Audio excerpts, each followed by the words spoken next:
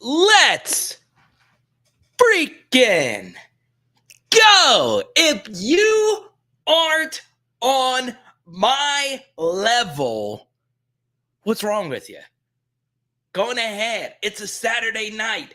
Pop open a cold one, whether that be a cerveza, whether that be a pouch Capri Sun, whatever it may be. Get hydrated because we have a lot to get to tonight. The poll question to start things off: do you believe Myles Brennan is washed? Type Y for yes, type N for no in the chat. Obviously, we're also going to touch on quite a few things. Myles Brennan, who was the backup quarterback on the greatest college football team of all time. So we're going to talk about Myles a lot tonight. We have spent a lot of time on Jayden. And to me, the most fascinating thing outside of Tyree Adams committing over the weekend is Rickie Collins meeting with LSU today, right? Very interesting. 2023 quarterback. We have people that are close to Rickie that watch our channel. And obviously, I would love for Rickie Collins to be a part of this class. So we are going to have an absolutely fun and open discussion. We are all Myles Brennan fans. We're all fans of anybody that wears the purple and gold of LSU. We just want whoever the best quarterback is to go out there and win us football games, okay? We say hi to Adam. He says Myles is not washed. Valenti's like, what are you talking about? Washed up? He's actually hitting his athletic prime right now, okay?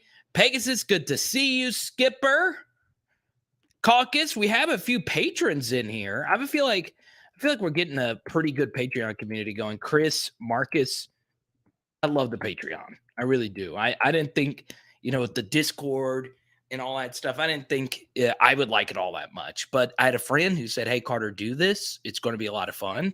And I said, look, let's try and do it. And it has been nothing short of incredible. And tonight, the next person to either join the Patreon community or the PHL t-shirt community, bang, I'm hooking you up. Demetrius Bird autograph card right there, okay? D Bird, let's get him focused. Anyway, one of the most loved LSU Tigers of all time. So for me, I actually got the Lindy's. It's one of my favorite preview magazines. Kayshawn, KJ Jefferson, Jonathan Mingo, and this guy, who a lot of you are scared of in week 3, Will Rogers. Pretty excited about the season. So I've been looking at this. I have been rereading the Tennessee section, the future SEC East champions, Tennessee. But before we get into all these hot takes, I'm so glad that I am a Red. Liverpool taking home the Community Shield today. Obviously, we took down Charles Alexander's jersey to worship and love Mo Salah. Liverpool getting it done today. I'm pretty fired up about that. So I'm in a good mood. I want to know if you're in a good mood tonight, okay? Myles does not watch. What's up, Aaron? Good to see you. There's Roger. I think Roger was actually one of the first patrons. Good to see you. So for me, as I'm done, talking about Liverpool here, I want to talk a little bit about Myles, okay? I do feel Myles Brennan still has some good football left in him. I do also believe that when you've had the injuries that he's had, it does break you down a little bit, right?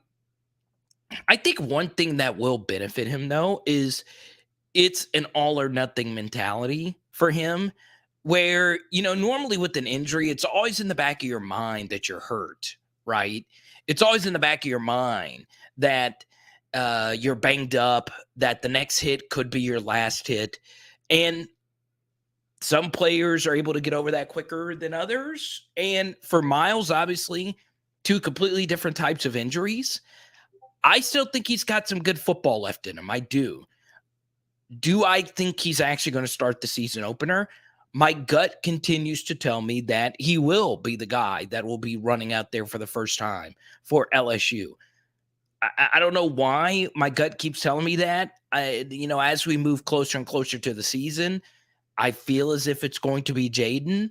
I feel Garrett also has a really strong possibility of being a eventual starter. But for me, I I've got to say this. I go to bed thinking about this stuff every night. I go to bed thinking about LSU football. What am I going to do next on the channel? And obviously, the big question is going to be who is the quarterback. I still think for me, it's going to be MYLES BRENNAN. I don't know why I feel this way. I can easily see Myles on the sideline for the season opener as well. There is a lot of justification for starting Garrett number one. There's a lot of justification for Jaden Daniels starting number one. And the more I think about it, there are more reasons for both of them to be the starter than MYLES BRENNAN. But for some reason, it just keeps coming back to me that Myles is going to be the guy. I don't know why, but that is where we are. Okay. Now, I did want to mention this tonight. Danny already beat me to it. Normally we do about 5 minutes of just, opening monologue, welcoming everybody. I do want to dedicate tonight's live stream to one of the elder statesmen of PHL, Skipper. Very happy birthday to you, my friend. So we shall see what happens. LJ, good to see you. Thank you, Pegasus. I'm glad you rooted for us today. Brennan doesn't seem to have the confidence as Burrow did. I think it's not smart to compare anybody to Joe. I don't think anybody has Joe's confidence, to be honest. But I can see what you're saying, FACP. Like Myles in the back of his mind. Yeah, you do begin to have some revisionist history because if Myles keeps going back to, hey, if I just didn't step on this fish plank or whatever you call it, this board the wrong way, then maybe, just maybe, I would be getting prepared for an NFL training camp right now instead of playing my 18th season at LSU, right? It feels kind of like a Brady thing up to this point. There's probably some of that, right? Especially considering the off-field injury happened later, right? Because, as an athlete, you go through an injury and you work so hard, then you get yourself healthy and ready to go. And then the thing that stops you is something that was just completely insane. You do begin to start questioning, hey, maybe this isn't just meant to be. And especially considering that somebody really close to MYLES BRENNAN, Garland Gillen, reporter for WWL TV, he's not a guy. Garland is not a guy that is a major scoop artist, right? He's not going to run with the story unless he's got it 1,000% covered, right? He doesn't get paid by the scoop. And he reported around the time that MYLES BRENNAN, there is a high likelihood that he's not coming back. And it was Brian Kelly who convinced him to come back with a Monday phone call, and Myles decided to come back. There is probably so many different things swirling in MYLES BRENNAN's head about this upcoming season, and there is no question that he by far has the most pressure out of any of the quarterbacks. So you do have to factor that in as well. It's very, very interesting.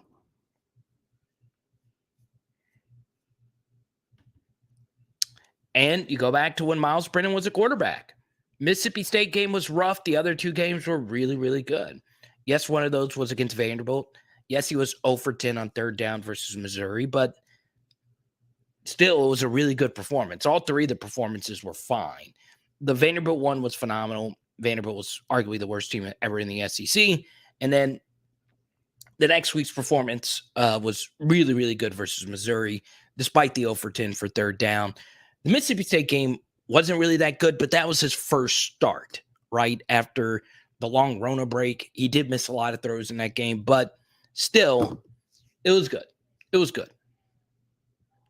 And I'm glad Danny is tuning in right now because she did not want to see all the different colors. She is the one that hates this hat more than anybody because Danny loves a good aesthetic. So I'm going to make it a little better for you. I had to rep Liverpool today. I had to. We won the Community Shield, right? I know it's not a big trophy, but I had to show some love, okay?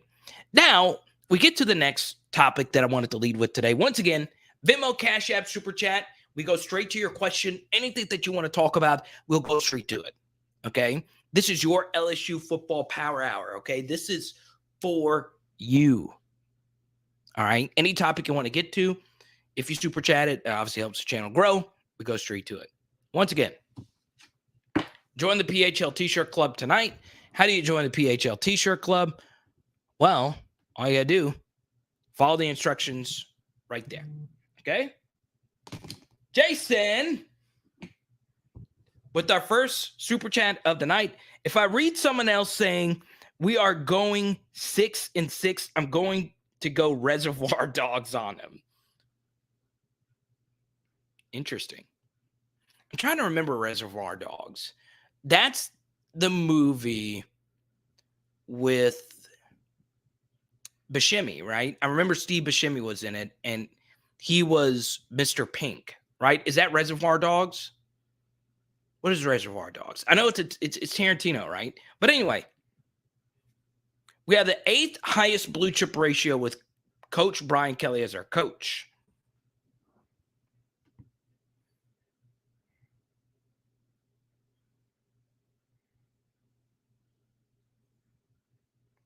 Demetrius Bird autograph. Switch up the poll question. 3 out of every 4 of you say Myles Brennan is out of his prime. So Danny doesn't want me to wear purple with the red hat. You just want me to wear all red. So Danny wants me to go put on some Alabama colors as my shirt. Okay.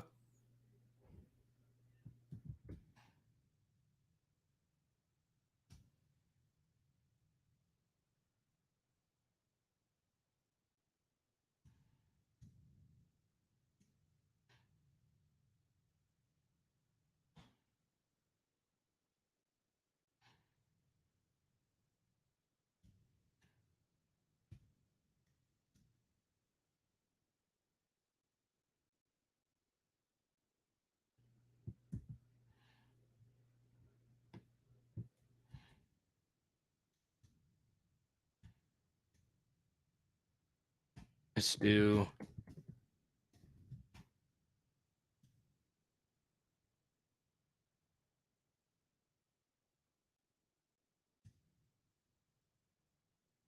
Okay. There we go. Salah, the Prince of Egypt. There you go.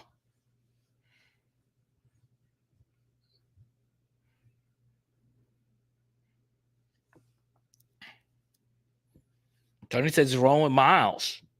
Let's do it. Reservoir Dogs. Since you super chatted, I'm very interested in this. Reservoir Dogs. Who all starred in Reservoir Dogs? Okay, Buscemi. It's pretty good. Reservoir Dogs. Well, this movie was made in 92. Tim Roth, Chris Penn. Oh, I thought there was more stars in this movie.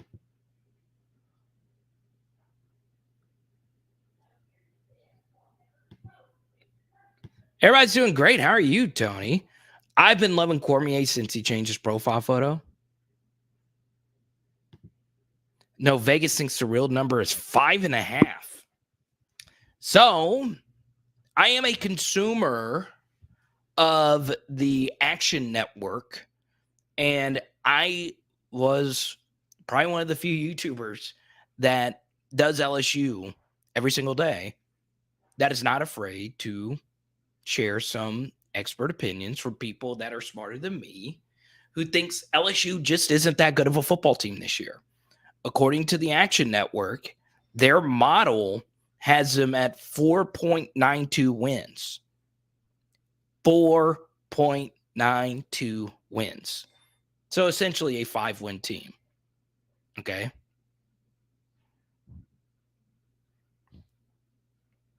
Five-win team.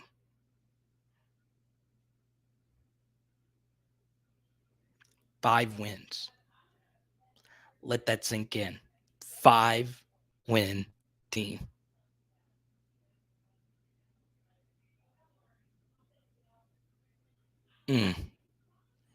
Doesn't seem plausible, right? And Jordan says Vegas thinks the real number is 5.5. Okay.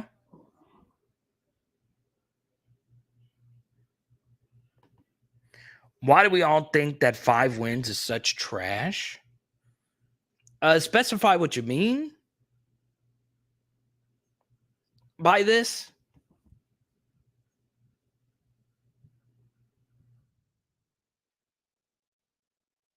Dang, Tony.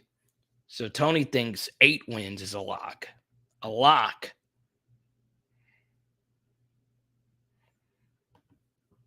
How can we be worse than last year with this good or better talent and definitely better coaching?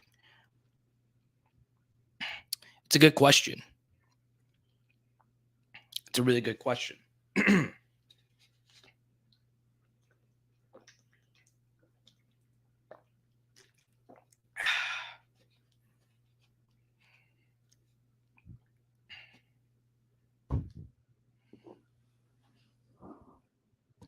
Nobody thinks 5 wins is legitimate. Therefore, 5 wins prediction is no good, aka trash. Okay. So let me share with you a few things historically that alarms me about LSU. Okay. The first thing is obviously a lot of historical data is up for debate, right? You guys hear me talk about this all the time. The history of LSU recruiting, right? And I go look at which players are successful. I look at so many different things. Your athletic profile. We just did a deep dive on SEC running back weight. I spent a month doing the research on that to where it overwhelmingly showed that the heavier backs, especially at LSU, are more successful than the lighter backs. But the truth is, a lot of data is in question because of the transfer portal. So a lot of the things that I've done in the past, I'm starting to re-question when it comes to predicting LSU success, right? So for me, there are a few things that I look at that concerns me about this team. Okay, you look historically, most of the great LSU teams did not have a lot of draft picks from the year before. Okay. You take a look at the 4 teams that reached the national championship game in the modern era. All of them had 6 or fewer draft picks. And you look historically, there's only been, I believe, 1 double-digit win season when LSU had 8 or more draft picks from the year before. Now, LSU last year had 10 draft picks. Okay. Now, one of them was a player who I thought wasn't any good at all and is addition by subtraction. I won't say who, but because that's in the past. So, 10, 8, 6, or whatever, 10 is still a lot. That's a lot of players you are losing from a team. Those players are really good, right? Some of them were really good, some of them weren't. And we'll see how those guys are replaced. But normally the bedrock of your championship teams is the recruiting class from 2 years prior, right? I think it's hard to win a national championship if you don't have a strong class from 2 years prior. Well, LSU did. So the 2020 recruiting class, as many of you are familiar with, actually was really good, right? It had Kayshawn, it had Jaquelin Roy, it had BJ Ojolari, and it had a lot of players. But a lot of those guys who were good players transferred, right? So a lot of those guys are gone. Now you do replace them with a lot of transfers that you bring in. So that's why I say historically, when you have a lot of transfers and you have a lot of draft picks, it's tough to field a good team the next year, right? So I then look at the 2019 team, right? So the 2019 team, if you're still on the team, you are heading into, or 2019 recruiting class, you're heading into year 4 of your careers. Well, as many of you know, the 2019 recruiting class at LSU, while there were some good players, there were a lot of misses there and a lot of guys who, quite frankly, didn't work out. So we'll see, right? A lot of those teams are the bedrock of your success. So yeah, I think when it comes to Vegas projections, you look at stats and predictive analysis, such as, returning production and SP plus, which factors in returning production. All those stats are up in question now because what a Vegas over under total is a prediction, right? You look at historical prediction analysis and you try and set a number that you think would get in close to even amount of action on both sides. So that's the thing. I think this year in college football, you can make money on totals and just in general if you're able to figure out what truly moves the needle, right? And oftentimes, what truly moves the needle are returning starters and returning production. It's just that simple, right? A lot of the best teams, the championship teams, returned a lot of their production from the year before. So you look going into next year, where is LSU returning production?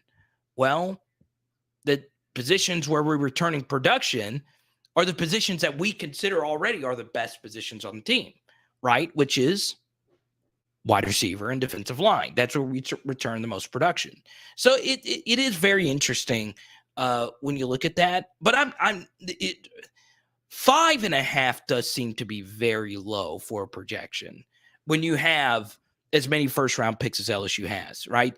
Jared, thank you so much for the super chat. I know you're laid back, relaxed. You never really have a question. You just want to chill. But if you do have a question, I'm happy to get straight to it. The best formula to determine our season is not advanced math, it is chemistry. I agree. Old players, recruits, transfers having chemistry. All new coaches having chemistry. All players and new coaching schemes having chemistry. Lots of good points right here, right? And the best way to have chemistry is winning that first game, which is going to be a coin flip, right? I can easily see this being a blowout in favor of LSU. I really do. And I have a lot of questions about Florida State. Their skill guys don't really concern me all that much. I think of the quarterbacks LSU is going to face this year, I would say Jordan Travis is definitely not in the top 5 quarterbacks LSU is going to face, right? I also don't know what the play calling is actually going to look like now that Dillingham, their offensive coordinator, is going out west, right? We shall see what happens there, right? The best way to build chemistry is just getting that first win. Doesn't matter how it looks. Doesn't matter how it feels. Just win that first game, something that you haven't done in the past 2 years, something that no one in that locker room has really felt within the last 2 years.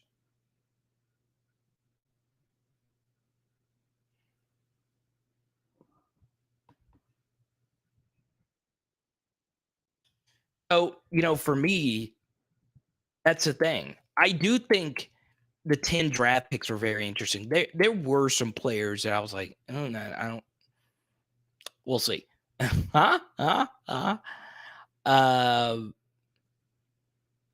But bottom line is I like everybody that plays for LSU. But then he's right on.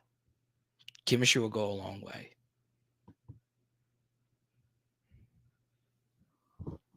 If we win 4 out of conference games, Vegas thinks we only win 1.5 SEC games. Not buying that. State, Florida, and Ole Miss 2 at home give us a 7 as a floor, in my opinion.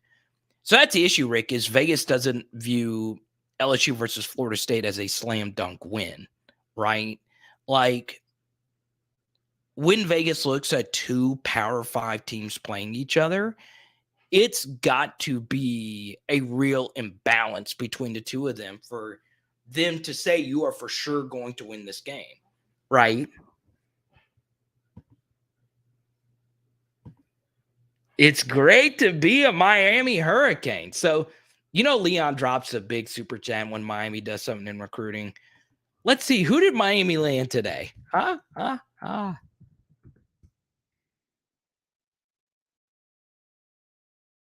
we got a 3-star offensive tackle committing to Miami. Okay. What else are you excited about, Leon? Huh? Huh? Huh? Oh, y'all flipped a Florida commit.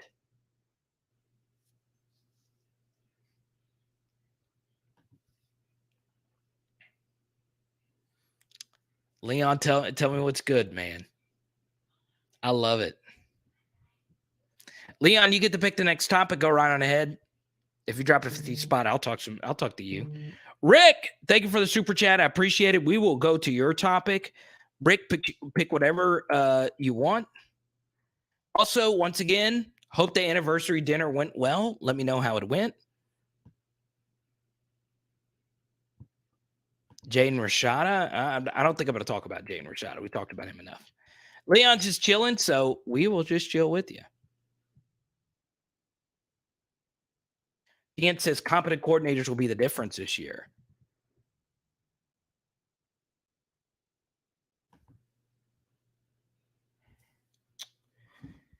It's going to be interesting, right? I am concerned a little bit about some of the matchups defensively that we're going to have against some offenses. I do think it's going to be interesting to see how LSU matches up against teams that run really fast-paced offenses, right? So, for me, and I'm going to do a video on this probably before the season begins. And, I talked to Vane about this a little bit, I think, yesterday. And I've talked about this some. No, actually, we haven't discussed this in the Discord. So we'll talk about this a little bit more in the Discord tomorrow. So patreon.com/LSU football. What's going to be interesting, I had a good conversation with an offensive play caller who's called plays at a professional level, right? He spent most of his time in the collegiate ranks. And I spoke to him yesterday about defensive coordinators calling against a hurry-up offense. And this play caller runs essentially what Lane runs, right?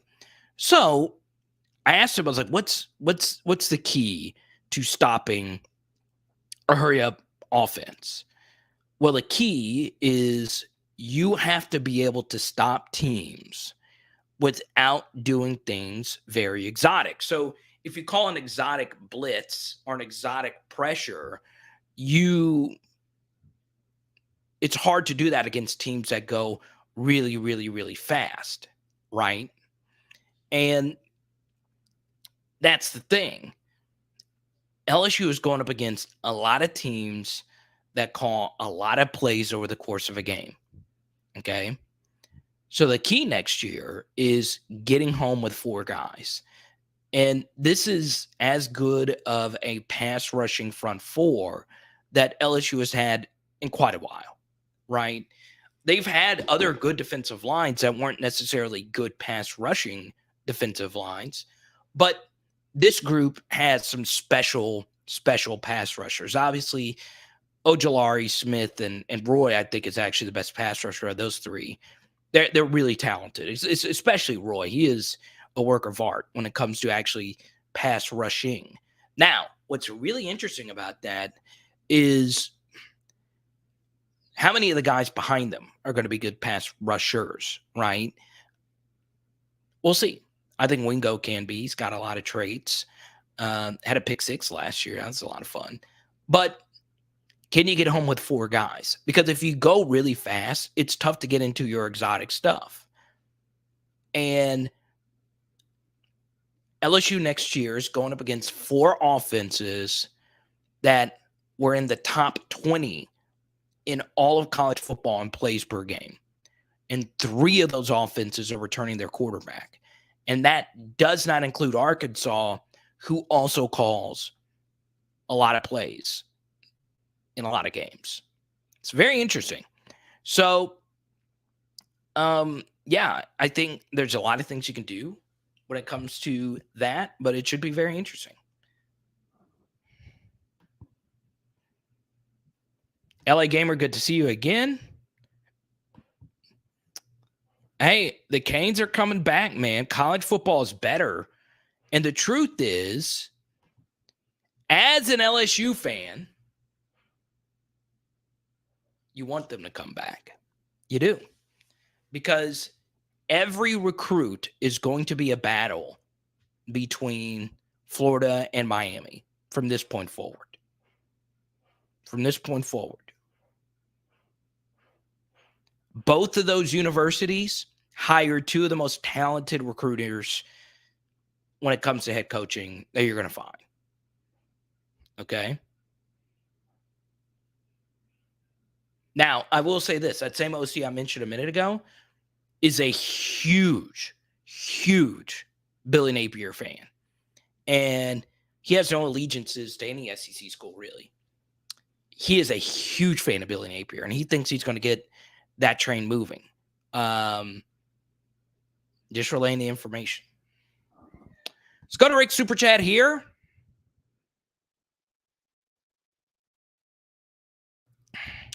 Bonus topic, quarterback of the future at LSU. Do you think Eli Holstein stays at Bama, or do we get him in the portal?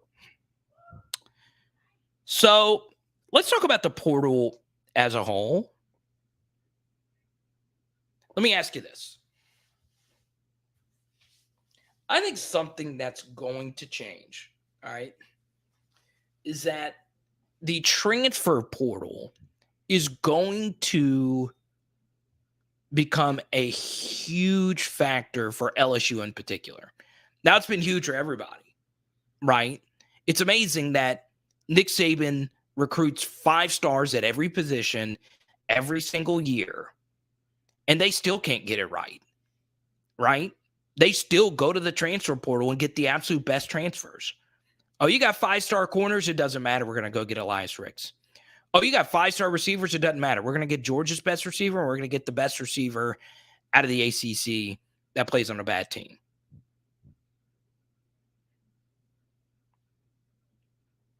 Oh, you get 5-star linebackers? I don't care. We're going to go get Henry To'oTo'o.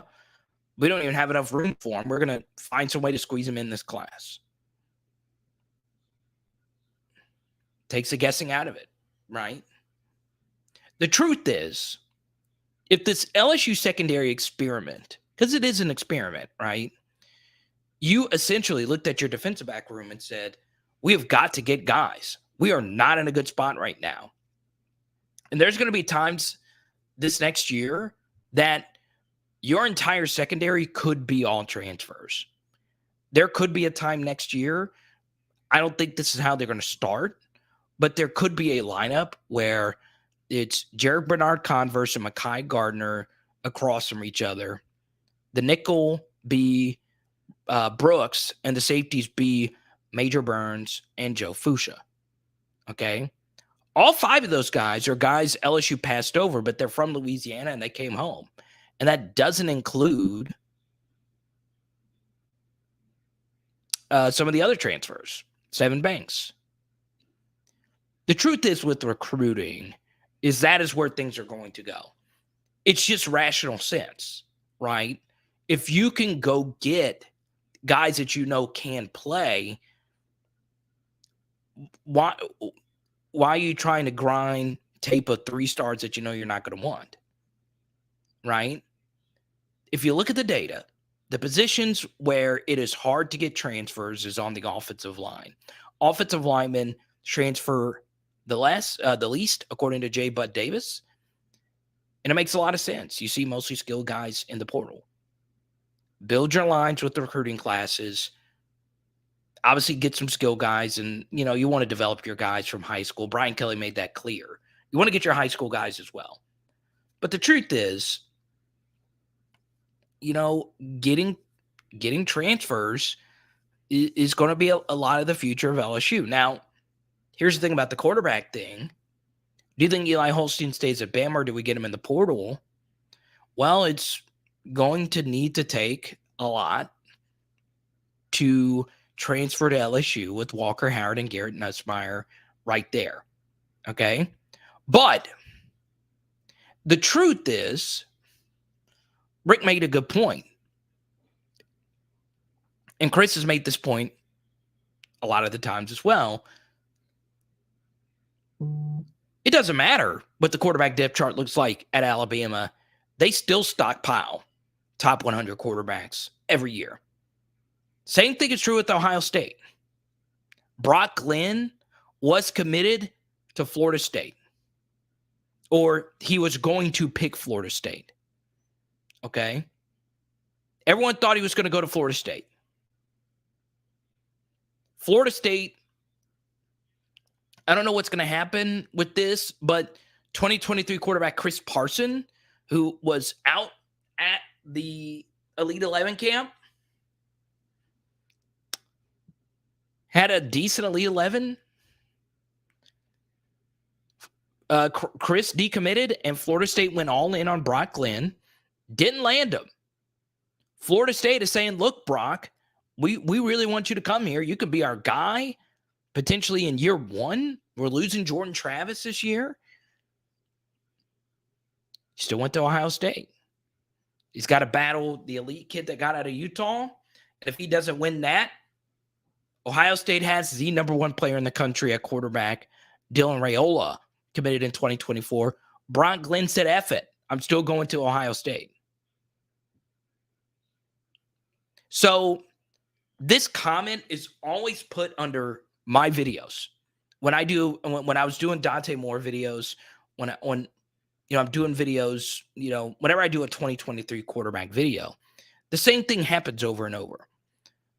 Well, so-and-so isn't going to come to LSU with Walker Howard and Garrett Nussmeier there.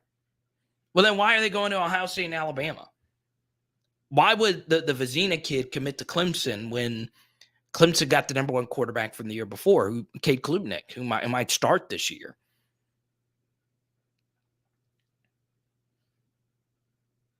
I understand. There's a lot of quarterbacks that don't want to be in a room with Garrett Nussmeier and Walker Howard, and that might play a role. But that excuse only goes so far.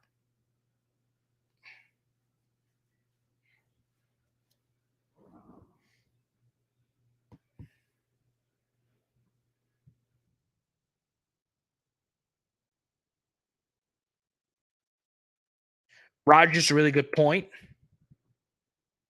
This is the new college football, okay? Hold on. She renewed the contract, so consider myself extended. Do we need a QB this cycle and chances of flipping Rickie Collins? So we'll talk about Rickie Collins as well.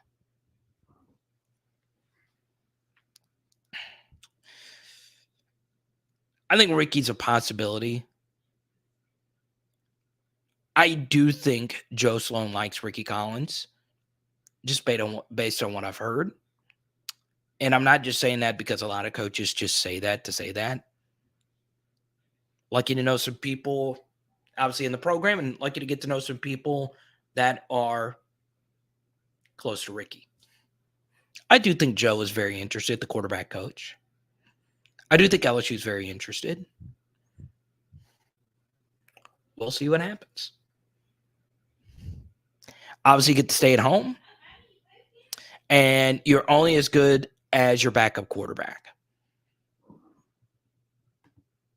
All right, so Jordan has been ready to crack this stat all day.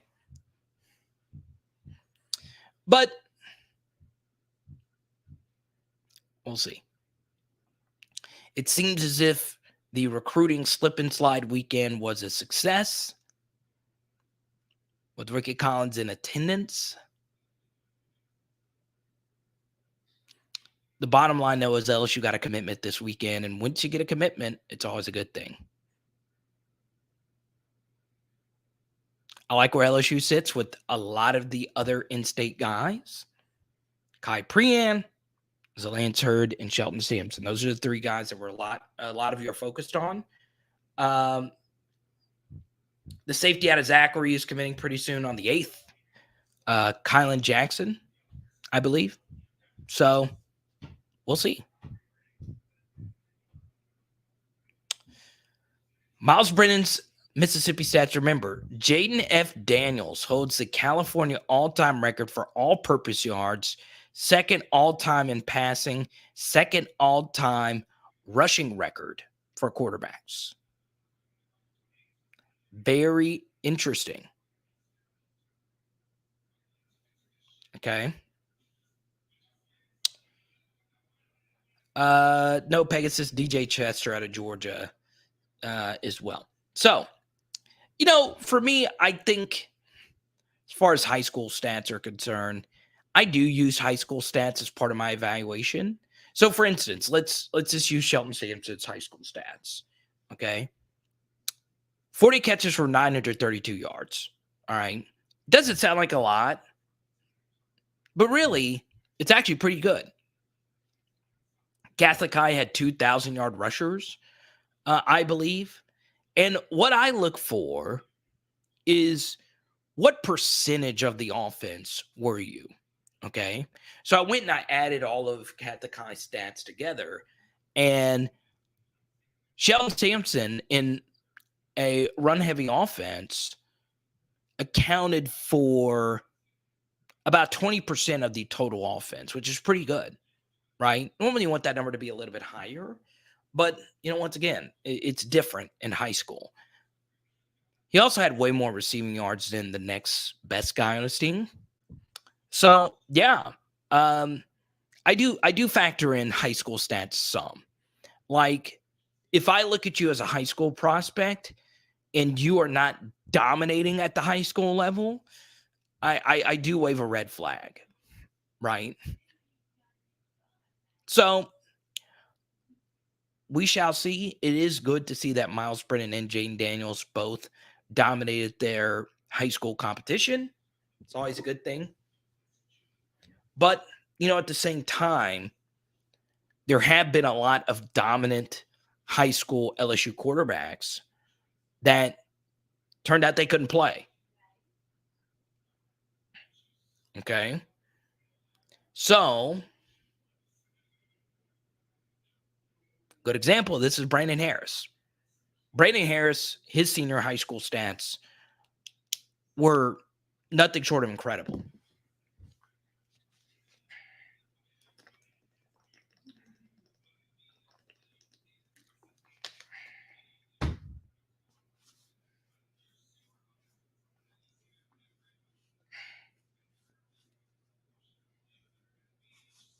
So there you go. Let's see this. 72% of you say LSU is a lock for at least 8 wins. Very interesting.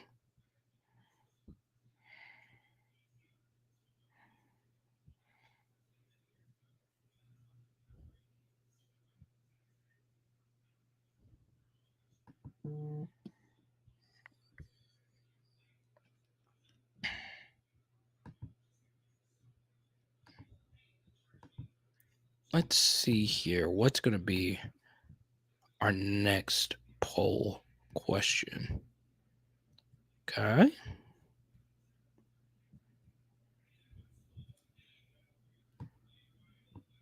Put this up here again. According to K Ford ratings.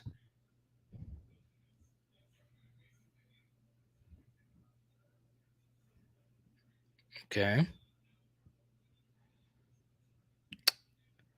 8 wins is a 30% possibility, according to K Ford ratings.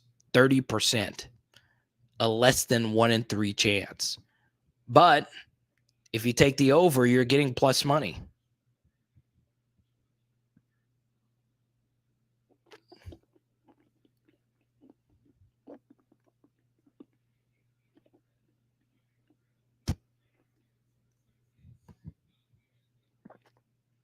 I think it's fair to say that due to this.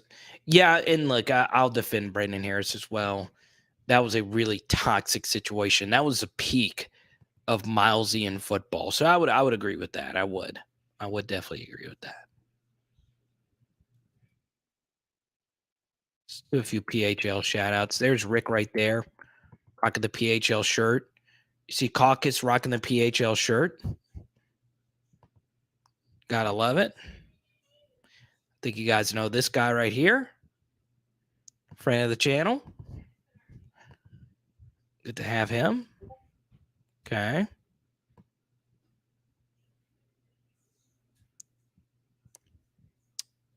Show some more PHLers. Roger was in here a minute ago.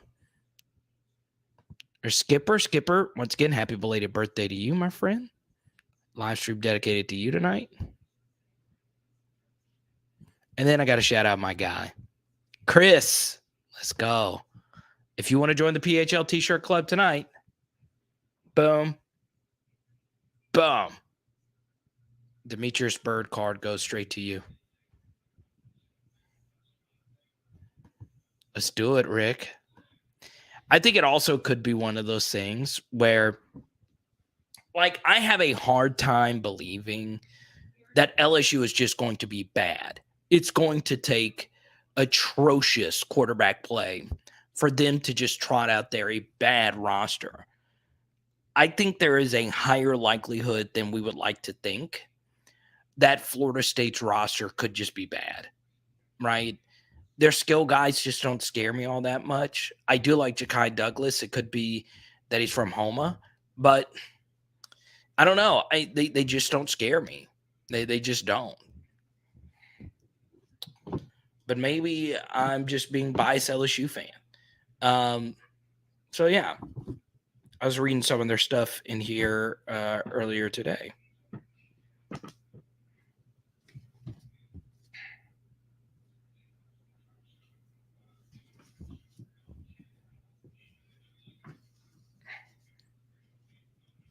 Which I know about rolling down in the deep end. That song's been stuck in my head. You know what song I'm talking about? Pull up the Florida State page. Florida State currently ranked 8th in the ACC. Okay.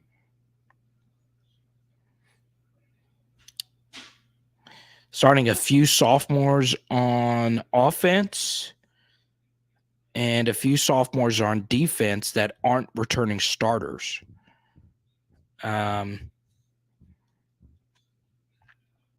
else that's kind of interesting when I look at them is they are a little bit light on both lines. So we'll see. Offensively, they were tied for 74th in scoring. Very interesting.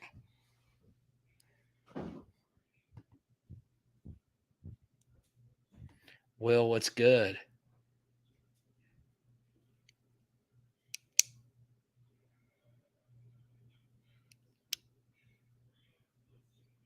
There he is. He's dropping in again. And it's funny. I just referenced you not too long ago, Van. Our conversation about Matt House. So I'm going to do it again because Van was just now able to jump in. So Van, I'm going to reiterate. It's kind of funny. I shared the phone conversation that Van and I had anecdotally about 15 minutes ago. And now Van wants me to talk about the phone conversation that we had that I talked about a minute ago. I love those things. Caucus loves these things too. Everyone say hi to Van. Throw some clap emojis up for Van. I appreciate you, man. Appreciate your friendship. Appreciate everything. We got to get you back on. Got to get you back on again. I know you're a really busy guy. Oh, man. I don't know what to do when we get these Hundo Club chats.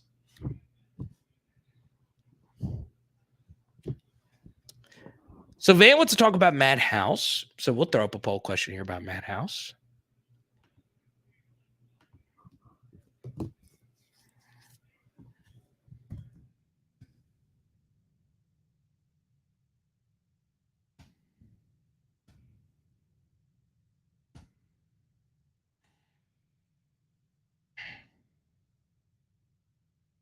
No. We're going to talk about Matt House again.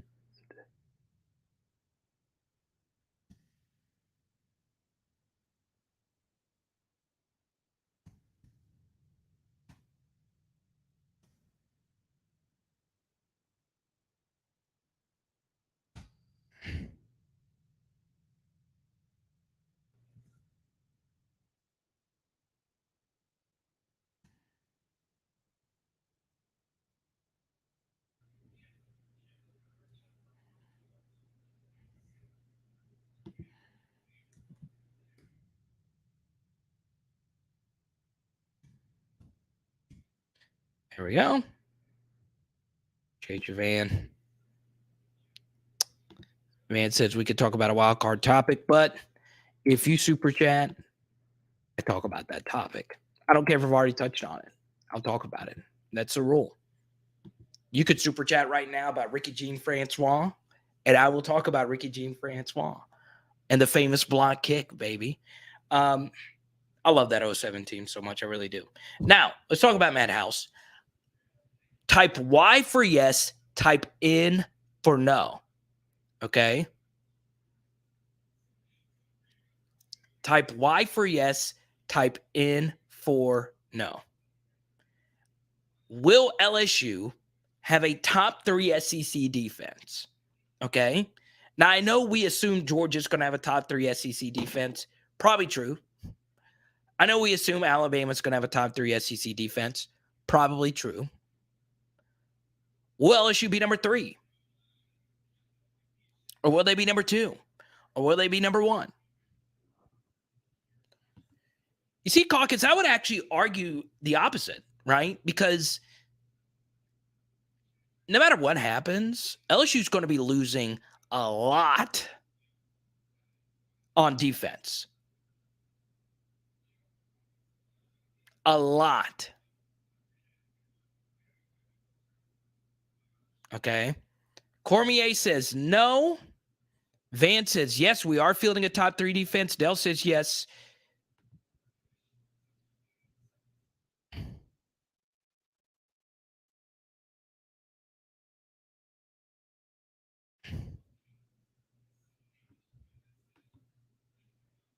Hot take. LSU will run the ball better than expected due to transfer offensive lineman and D's Keenan on Boucher Best.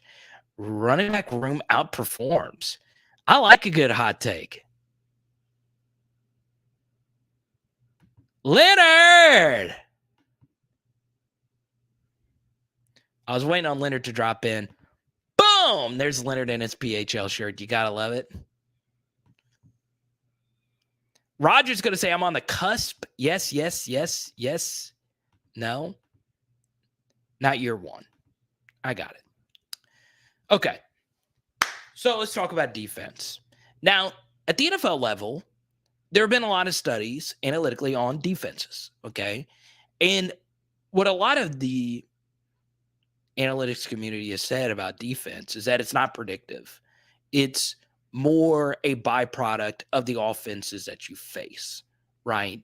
So there are some defenses that are dominant against everybody that they face. Georgia, obviously last year was one of them. 03 LSU was obviously an example of that. But Nick Saban, for being as dominant as he has said a lot of things that have turned out to be profound. And I think it's the main reason why he has continued to win, right? Saban quickly realized that he couldn't do 3 yards in a cloud of dust and, have your defense settle games because it's just not sustainable. The quarterbacks are so good. 7-on-7 has made the wide receivers so good. Can't hit either one of those positions anymore. So the truth is, offenses are too good now for defenses. So the first thing is Matt House does coach the least important side of the football, right? Dave Aranda is our best defensive coordinator we've ever had at LSU. It was his worst year where we fielded our greatest team of all time. If that doesn't tell you that the offensive side of the ball is way more important than the defensive side of the ball, I don't know what to tell you. Now, over the last couple of years, it has tipped the other way, but that is because Ed Orgeron insisted on running the most basic, stale defensive scheme to the point where middle schoolers were more exotic, right? Not even in middle school do you just run 2-man under on every play, okay? Which is essentially what we did before the Alabama game, and you saw our results started to change when we just mixed it up in the slightest. So, by default, Matt House is going to field a better defense next year just because the only way we can go is up, and it's just impossible for us to be worse than what we were these last couple of years. We were historically bad, 7 yards per play, all those different things. So Matt House will get us better. The truth, though, is you have to keep in mind that while defense isn't predictive, there are some players that can make your defenses better. And I do think there are quite a few of them on LSU's defense that are special producers. Jaquan Roy is a special player. Mason Smith is a special player. BJ Ojolari is a special player. They're going to have to play together. They're going to have to change up how they play some, right? Because these last couple of years, we could get gashed in the running game when we did not maintain our gap discipline. That's going to be very key. It's going to be very key who Matt House actually chooses to play linebacker next year. How much does the Greg Penn and Mike Jones duo last? Do we rotate Baskerville in? What about Kobe Fields? What about Weeks? What about Harold Perkins? This is a guy that we talked a lot about on this channel. The truth here is I think if LSU can sort out its secondary, I do think the secondary is going to be decent next year. It'll be okay. But at the same time, there are going to be some games this year where we are going to get destroyed. It's inevitable. When you play as many great quarterbacks LSU is going to play this next year, they're going to get you. Now, this is where it gets really fascinating to me. I do think these last couple of years in the SEC has featured legendary wide receiver play. Legendary. I do think it's not as deep there as it was these past couple of years, right? I know Florida brought in Pearsall from Arizona State. He's a good player. They have Shorter out there. Not really scared of Florida's wide receivers. Tennessee's wide receivers, I'm really high on Tennessee, as many of you know.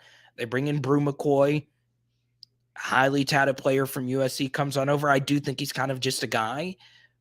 Xavier Tillman's a really good receiver. He's probably the best receiver in the SEC, or Cedric Tillman, excuse me, from Bishop Gorman High School, a 3-star. We'll see. I do think he's the best wide receiver, not on LSU, obviously. Alabama's receivers are interesting. I did not agree with Jermaine Burton over Tillman on first-team All-SEC. I don't think Jermaine Burton's special. I think he's a good wide receiver. I think the guy from Louisville is going to outproduce him, though. I do. And I do think one thing as far as Alabama is concerned, Jameson Williams was their offense. I know Bryce Young was the straw that stirred the drink, but Jameson Williams was the most valuable receiver Alabama's ever had. Not the best. That would be Julio, Cooper, or Smith. But the offense changed so much with him off the field. And now he's not there. Okay? And he would bail them out of a lot of games in a lot of big spots. So he's no longer there.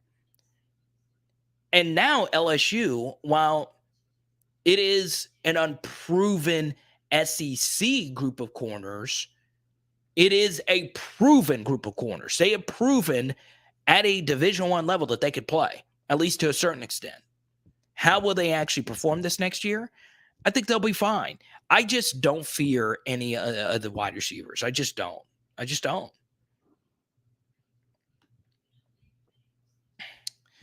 So, Van, I'm glad.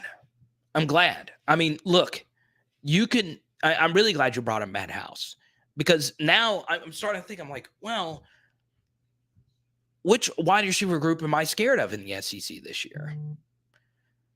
We didn't mention Arkansas. Yeah, they bring in Hazelwood from Oklahoma. He was formerly the 5-star number 1 wide receiver, but a lot of the number 1 overall wide receivers don't pan out, right? They just don't. I don't know how good Hazelwood is, and Arkansas just had arguably their best wide receiver ever. Now, Arkansas had really good wide receivers, Anthony Lucas being one of them, but you know, it's still crazy to me. Like, yes, wide receivers have the advantages. Yes, wide receivers can still dominate games with all the rules being in their favor. And yes, it does help that the SEC has the Heupels and the Kiffins and And by the way, you see Jonathan Mingo on the cover from Ole Miss. He's kind of just a guy to me as well. Like, I don't think he's special. I don't. I think he's really good, but I'm not worried about safety help over the top to stop Jonathan Mingo. I'm just not. So, yeah, Mississippi State, the receivers are always going to be good. I still hate that Xavier Thomas didn't go to LSU or that LSU didn't pursue Xavier Thomas. I think he's going to be special, but we'll see. We'll see what happens. Let's go to Jordan Super Chat. Did you see the 2016 squad was ranked top 50 all time? Oh, okay. Wait. What? The 2016 squad was ranked top 50 all time in what? In what list? I'm curious.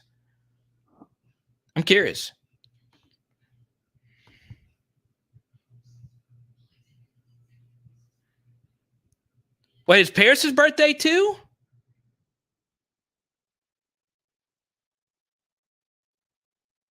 Are we going to do shots for Paris's birthday? 2016 squad, top 50 all time. What was this for, Jordan? And I actually agree that talent-wise, you can make a case, right? So let's put together this puzzle here. So 2016 LSU was the team that shut down Lamar Jackson in a bowl game. Not shut him down. I mean, they clamped him. I mean, it was gross. So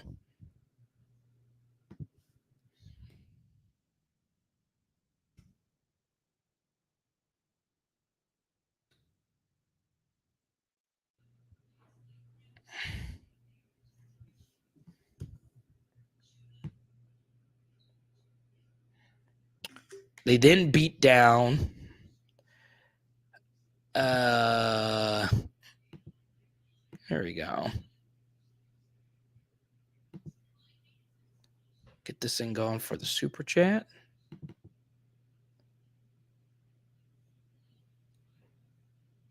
Show some love for Jordan. There he is right there rocking the vintage PHL shirt. And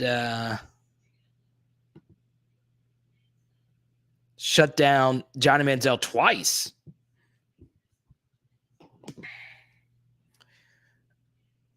Yeah, so the Wisconsin game was rough. Obviously the Auburn game was the end of less.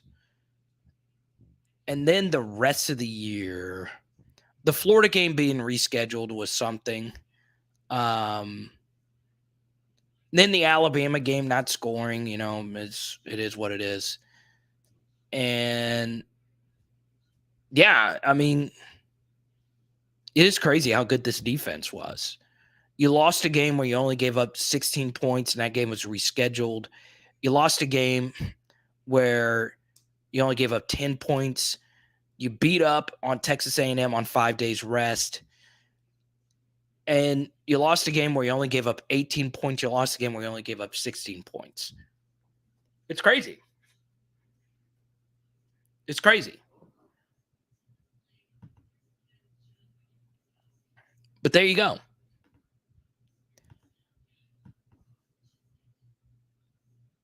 31st, Paris. There you go.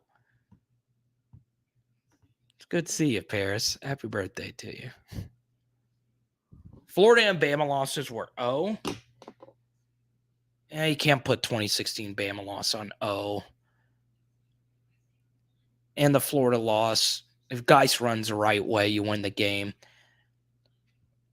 I remember that box score. LSU dominated that game. Like, Florida hit like one long pass. And yeah, LSU, there was some mismanagement in there. But still, that 2016 team was really good. It was really, really good. And we wasted it. And I think a big reason why, it was kind of like the Fournette thing that we talked about during, I think, a few episodes ago. Fournette could only do so much and did not adapt with the times. He thought, hey, We won a lot of games, just giving the football to the running back, hitting an occasional few passes. But the truth is, football evolved past Les Miles. So, yeah. Name some of the 2016 roster. Yeah, so Arden Key was probably arguably the MVP of that team. You can make a case for Geis, Fournette. You make a case for Jamal Adams. And Jamal Adams was phenomenal. He's probably the MVP. Also on that team, Duke Riley was a really good football player. Dante Action Jackson was on that team. 2016 was also the true freshman seasons of Christian Fulton, who obviously, we'll get into that. But Rashard Lawrence, as a true freshman, team was good. 2016 was really good. That was also Will Clapp. Was a part of that team. Garrett Brumfield. Lots of good players. I mean, it's just crazy. Devon Godchow, Christian Lacouture on the offensive line. Trey White. Yeah, that team was loaded. Man.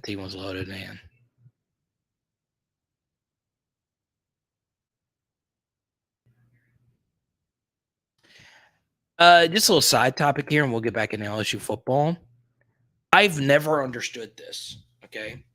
And I got flamed for this opinion. Gus Malzahn's a top 10 college football coach. I don't get why this guy has a bad rap. I don't get it, okay? He almost won a national championship with Nick Marshall at quarterback. Nick Marshall, okay? Nick Marshall. They wouldn't even let him try out for quarterback at the NFL. They're like, no, no. You're telling me Nick Marshall and Trey Mason almost won a national championship? And it was close. I mean, Florida State was a way better roster than that Auburn roster. And all Gus did during the height of Saban, okay, was beat him multiple times. That's all he did. And then towards the end, he had to play Georgia every year. And when Kirby started getting that thing moving. So Auburn is just an impossible job right now with the way that their schedule's set up. But now we got to run them off. Now, the Chad Morris offensive coordinator hire is one of the worst coaching hires I've ever seen. I don't know what Gus was thinking with that. And he also made some other weird decisions, but his defensive coordinator hires were good. Kevin Steele was a great hire.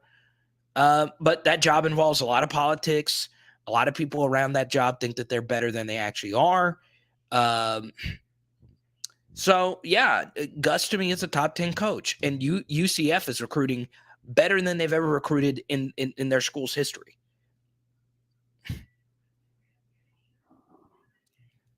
Oh, no. I know it wasn't, Rick. I'm just going on some diatribe right now. But it's true. I hated playing Gus. Hated playing Gus Malzahn. Hated, right? And we forget that Gus Malzahn almost cost us a national championship. He's the offensive coordinator of the Darren McFadden Arkansas teams. So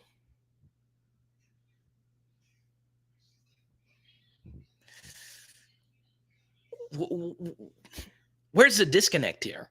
Why is Gus viewed as this bad coach? He's really freaking good. He's really good. He's innovative. There's no such thing as a Wildcat offense. Catch the paw prints. Come on, my name's Carter. Yeah, you got to go with that next line. Let's go. We in the building. You in apartments. Let's go. Edited. But still, Wildcat offense never happens without Gus. It's true.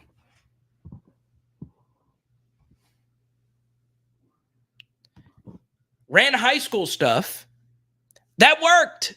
It worked. It almost won you a national championship with Nick Marshall at quarterback. Nick Marshall at quarterback.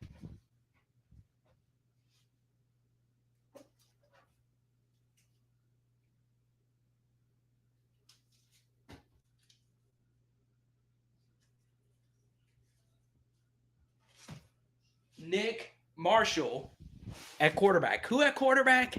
Nick Marshall.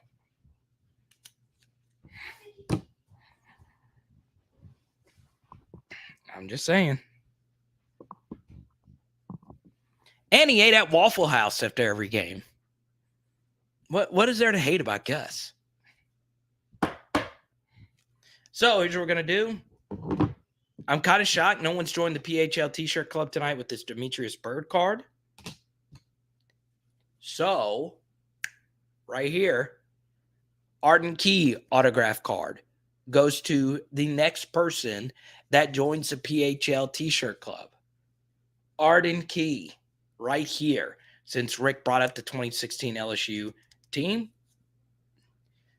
Actually just got this card numbered to 299. Only 299 of these exist. Hey, this is the only player who's had double-digit sacks in the modern era, and it goes to you.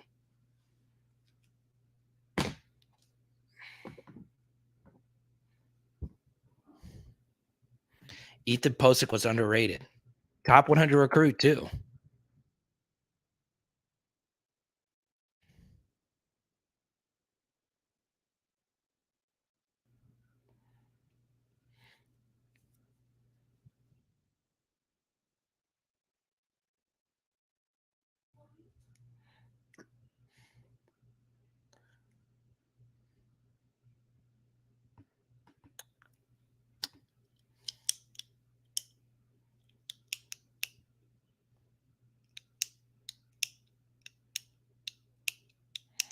Let's see. I have a feeling we're getting a T-shirt club member here pretty soon. Pretty soon. The two luckiest plays ever. That wasn't Gus. Oh, kick six and the Georgia throw. Yeah, he had some luck, but all coaches need luck, right? It's better to be lucky than good, especially if you're not Alabama, right? A lot of our championships were, well, at least the 07 championship was surrounded by a lot of luck. A lot. And speaking of luck, y'all know what time it is.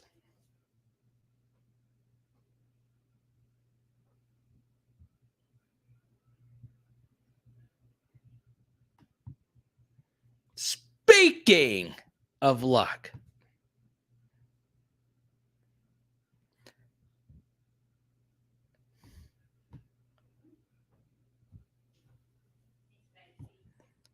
speaking of luck, bang! She's always ready for it. Oh, did Rick beat you tonight? Oh, yes, he did. Oh, LA mom is always, she's always got Pressy ready to type in. Bang! Pressy Collection, PressyCollection.com. Promo code PHL, get you an extra $30 off the DBU watch. And of course, you guys know what I did with Pressy Collection, right? You know, only treated him and allowed him to make one of the biggest moves in my entire life, getting that engagement ring. Pressy Collection, PressyCollection.com. You renewing your vows, you need something to spice it up, please DM me. I'll help you get in contact with the one-on-one consultation with Anthony Starr Presley. He cuts out the middleman and gets you the diamond or necklace or whatever you want of your dreams. Pressy Collection, PressyCollection.com. There he is. What's up, Jared? Good to see you. Here's Jared. Quick story about Jared. I was walking around in this, where is this? This is past Christian, Mississippi. And Jared was like, "Hey, what's up, man?" And I was like, "Do I know you?" And I was like, "Yeah, I'm watching you on YouTube." And I was like, "No crap." That was so cool. And Jared and I got to take this photo together. It's always good to get to meet some PHLers. So, Caucus and I were talking about this a little bit earlier. Okay. See Caucus rocking the PHL shirt right there. So, if you have 2 extra tickets to the Florida State game, Caucus would like to go with you. And guess what? Caucus's wonderful wifey will be alongside him. And he was wondering before he went to go buy some tickets if there were any extra PHLers he could sit with at the game. This is a big community. So if you know somebody that has 2 tickets to the Florida State game, Caucus is certainly open to it. You can DM me at Power Hour LSU and I'll get you in contact with Caucus. Okay. I like seeing PHLers come together.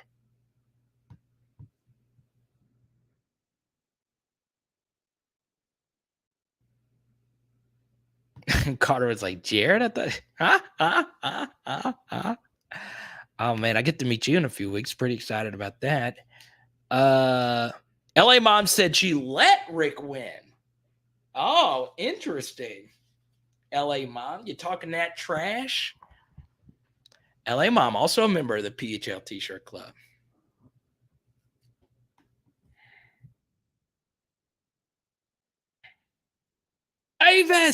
Davis has got a score. That's true. Who wouldn't want Arden Key autograph card? It's right here for the taking.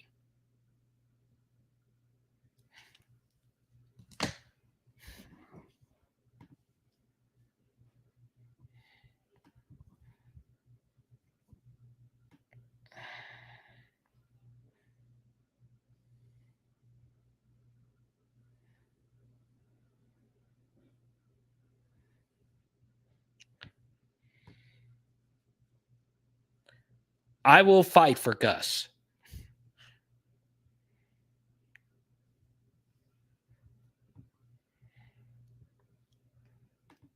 All right, Marcus, I got you, man. And I have not shipped your shirt, so Marcus is going to get the Arden Key card. The good news is I have another. I've got a few Arden Key autos. Make sure I write it down. Arden Key. There you go. I do not have any Avery Atkins cards. I'd love it, man. I'm telling you, one of the most underrated LSU players of all time. I love it.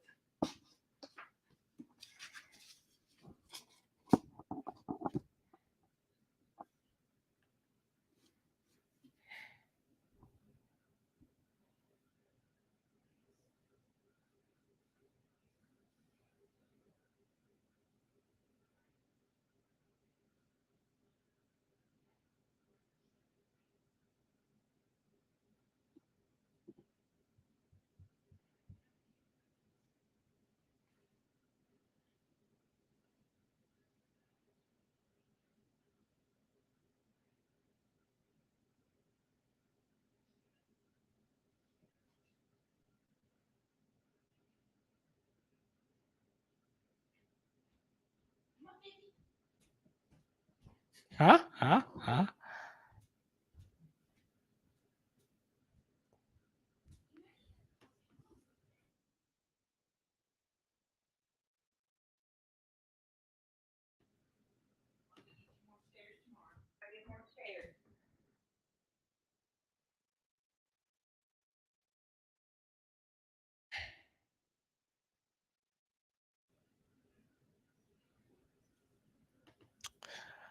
Yeah, it's kind of strange. Like you don't. I don't know. I don't know exactly how the decision making process works with centers because they're all essentially offensive tackles to a certain degree, right? Like you look at someone like Ethan Posick, he was like labeled as an offensive tackle. I just think you just kind of have to figure it out.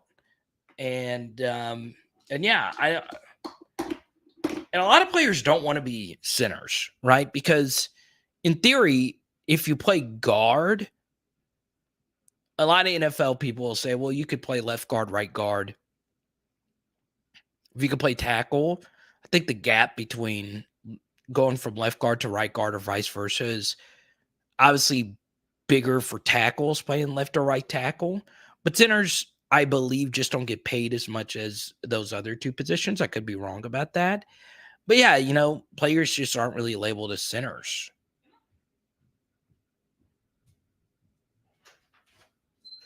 Are we coming in? Hey, bud. Punch, here. You get a punch. Grab the baby. I don't know why she's I don't know why she's in here being so bad. Come on, Zay, let's go get a treat. Come on. Go get a treat. Quick, get off the court. Get off the court.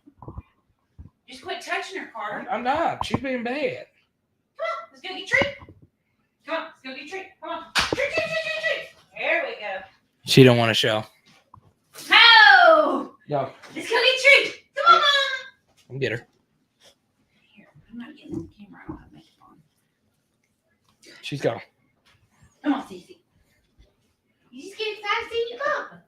She's Darnell Washington, he's got to stay at Georgia, essentially. I just don't know, I don't know what's going to happen. I don't know what's going to happen with Georgia's tight end room.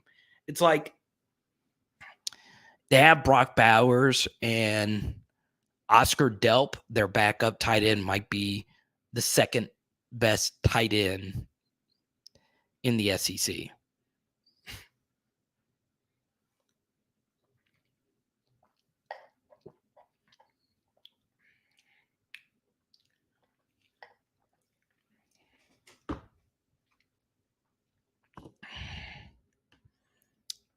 G. McGeezy.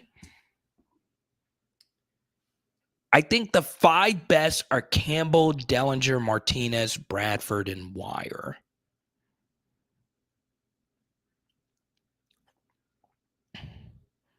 Campbell left tackle, okay.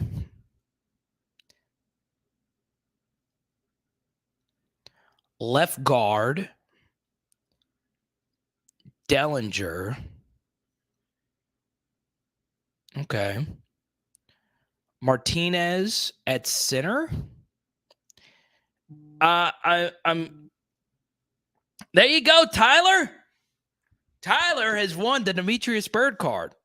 There you go, Tyler. Congratulations.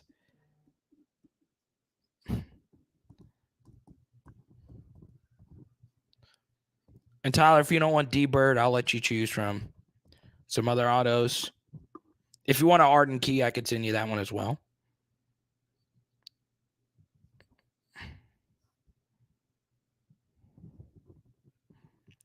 Tyler, all you got to do is email me powerhourlsu@gmail.com. That's all you got to do.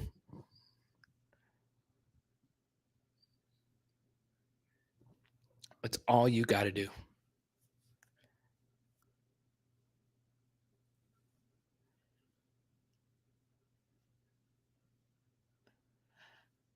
I guess my question for you, G. McGeezy, is do you think Marlon Martinez can be a center? Like, what are you – I'm curious. What are you basing that off of? You want the Arden Key one? Okay. I got it. I got another one. There you go, Tyler. Congratulations, man. Y'all throw some clap emojis down for Tyler. There you go. Rick, I'll shoot you a message here in a second after the live stream, and we'll make sure we get the promo code all right, ready to go.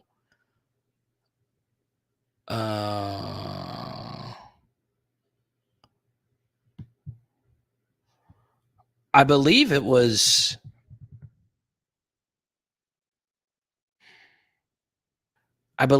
Charles Turner. So there you go, Tyler. I'm super proud. Look, Tyler, once you get the shirt, you'll be just like Caucus, and you'll change your profile photo to that. Oh, look, we got another PHL T-shirt club member. 1, 2, 3, 4, and 5. Dex and his wife both have PHL T-shirts. That's good. I like that.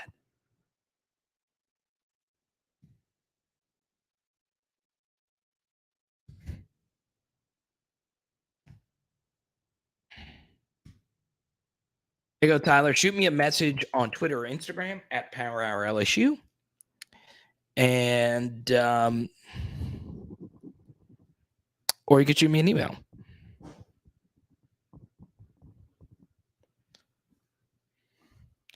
There's another PHL T-shirt club member. Look at this, dude. We're actually growing the brand. I like that. I'm just an independent YouTuber. That's all I do, man.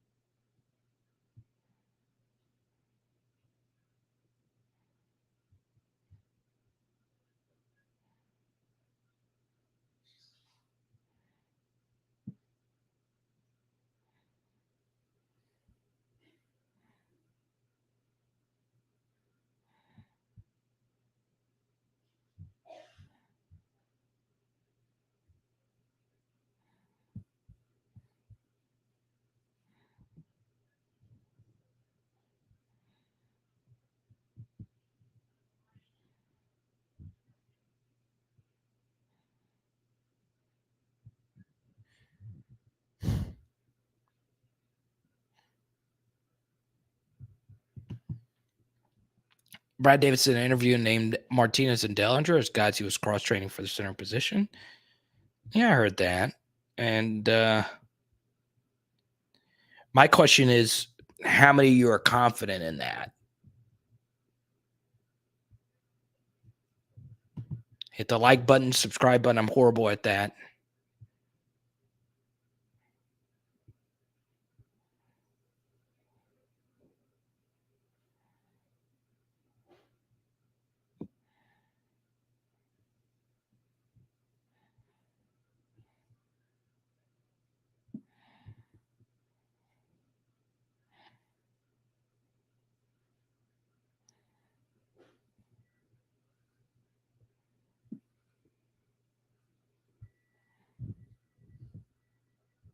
We're to the Southern game. Let's go.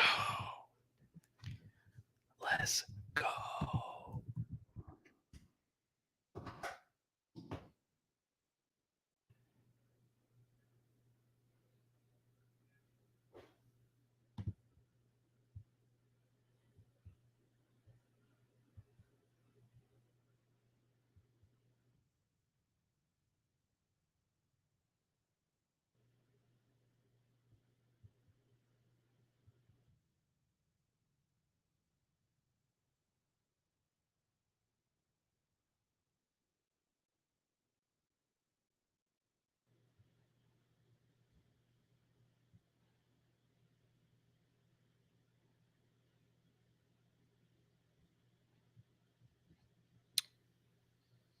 Let me pull this up really quickly.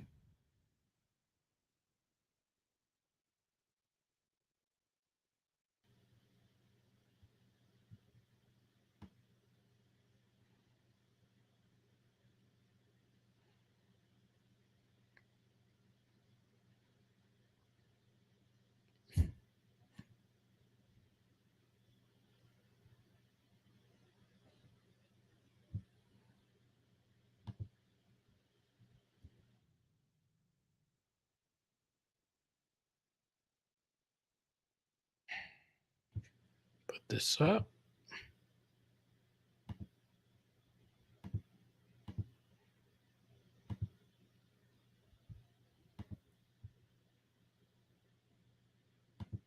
There you go.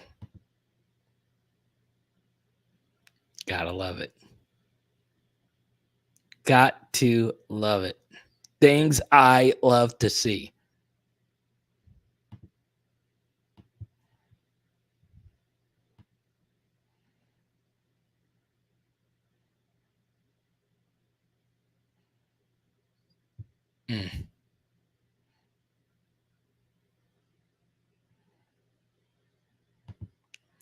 Totally standing behind Coach Brad Davis' assessment of the team's talent at each position on the offensive line. He didn't say he'd be the starter, but he said he's a viable option at the position.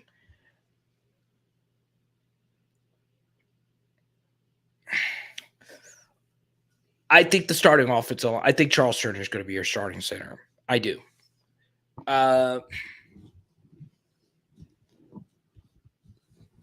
But the only thing we have a pretty good idea of right now is Will Campbell is going to be a left tackle. Tremont Shorts is going to be your left guard. I feel pretty comfortable at those two positions. Now, the right side, I would actually go with Frazier at right guard for right now and then Bradford at right tackle. I think Cam Wire is a very valuable backup offensive lineman. And we'll see.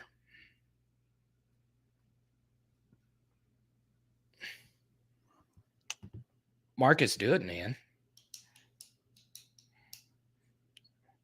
You should. I'm going to send you some Liverpool stuff with your shirt. I am. So be ready. Roger, you could actually do this pretty affordably. Like, yeah,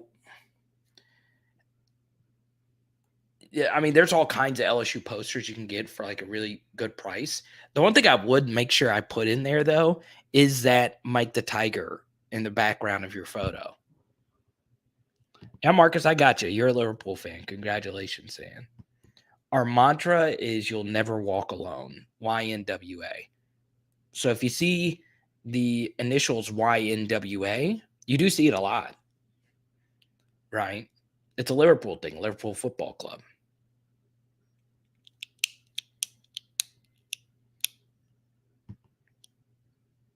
It's the best.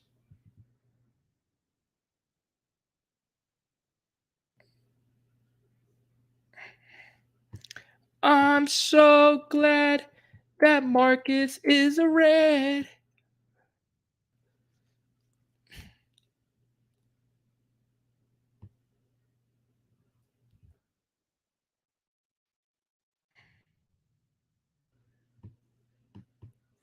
We have Paris. I don't think Darnell Washington's going to go anywhere. I don't. I think he's going to be at Georgia next year. And they're just going to have like the absolute most loaded tight end room you'll ever see.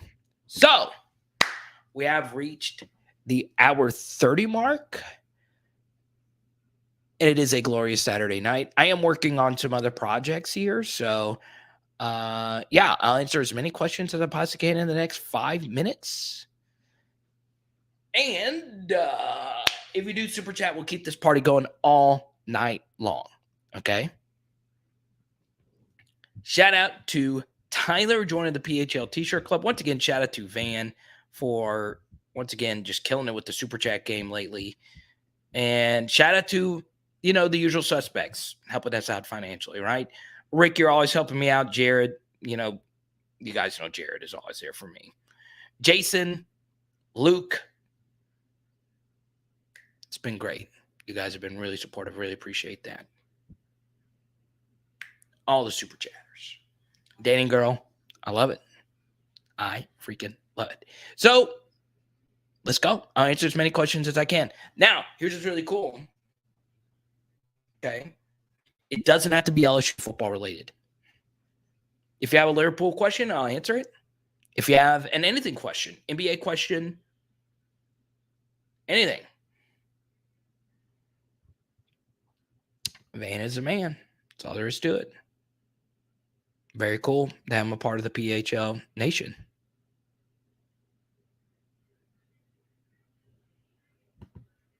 So John Sibley Butler knows LSU unlike anyone else. Lots of pictures, signed stuff. I have an LSU man cave inside a New Orleans style court. Oh, John Sibley Butler. Well, you have, Charles Alexander ran down your life story not too long ago.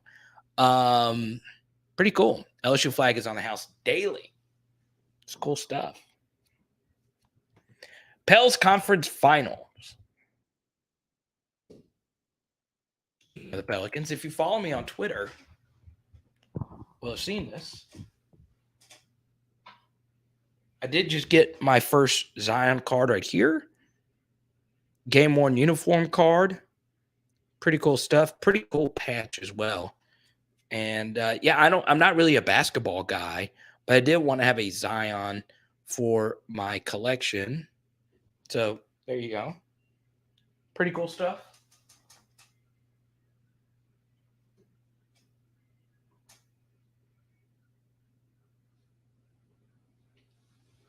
This is actually one of my favorite cards right here. Okay. Chris Paul Hornets game worn uniform. Look at those patches. Nasty patches. And essentially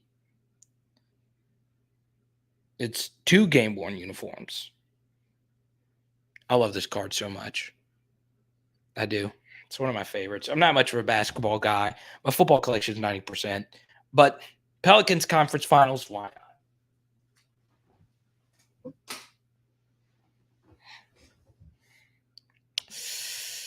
I have no idea. I can't tell you. My wife wants to know your favorite drink cocktail. Good question. I know Danny and them always make fun of me because of my fruity drinks. I am a fruity drink guy, right? I'm not afraid to admit it. You want to know what's interesting though, Jordan, as far as like drinking alcohol is concerned? My favorite place in Baton Rouge to get a drink is actually Zippy's, right? Because I'm actually a big fan of the frozen margarita.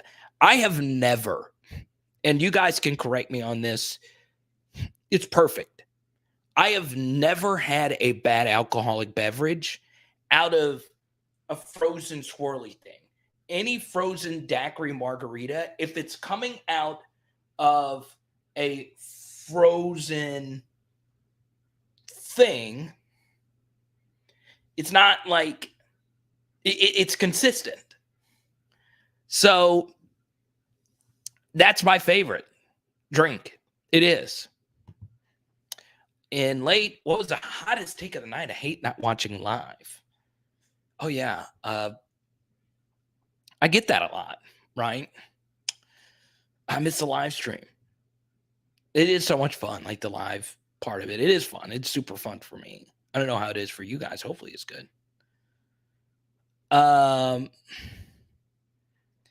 yeah, what was the hottest take of the night? I don't know what the hottest take of the night was. I guess my take on Gus Malzahn was the hottest take of the night, that I think he is a top 10 coach. Now, we talked about MYLES Brennan potentially being washed up after the injuries. I don't think he is. I don't think anyone really thinks he is. I think the hottest take in the minds of our viewers is LSU being a 5-win team next year, according to the Action Network.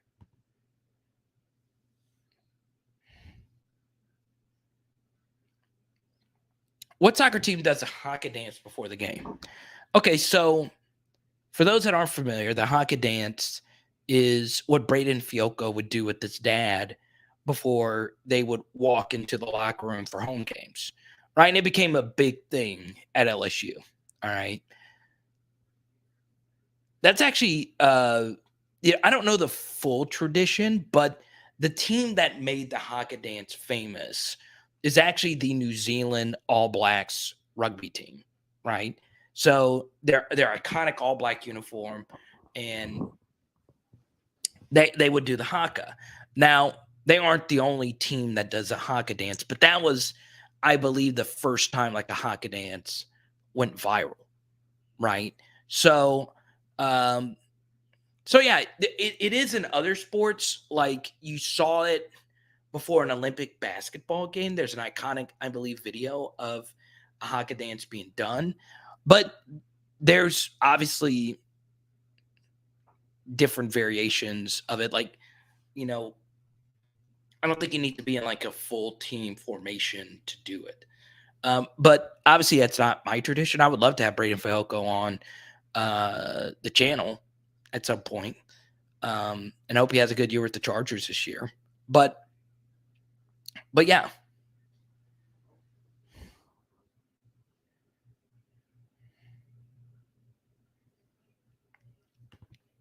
Michael B., you and I are spirit animals. I can't do the coconut. I've never liked coconut anything. Coconut flavored anything. It's just not for me.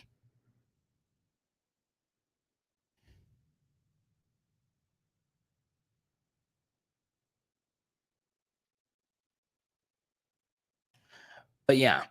So Liverpool's famous thing is you'll never walk alone.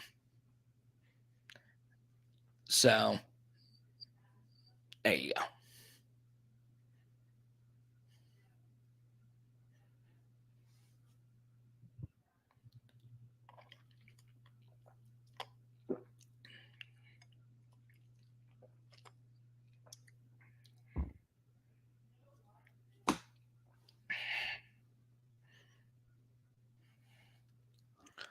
Walk on.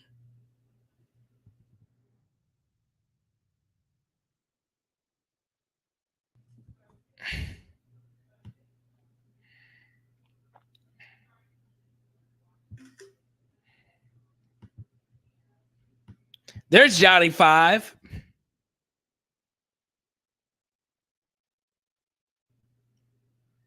I love this stuff so much. I love I get to hang out with you guys a few times a week. I'm a really, really, really spoiled, blessed individual to get to do this. But here we are.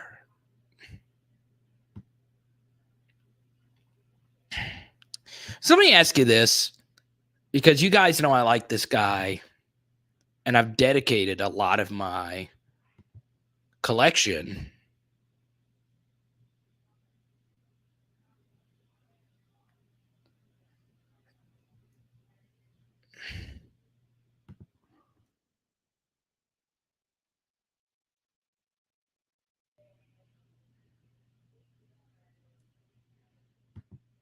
ASMR? You don't like that? You don't like that? What does it sound like? Is it that, or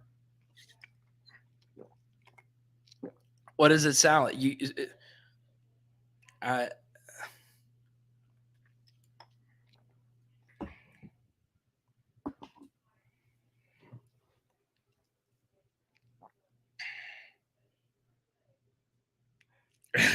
Jordan still wants to go at it. Doug, is it you that always does the MYLES Brennan high school stats?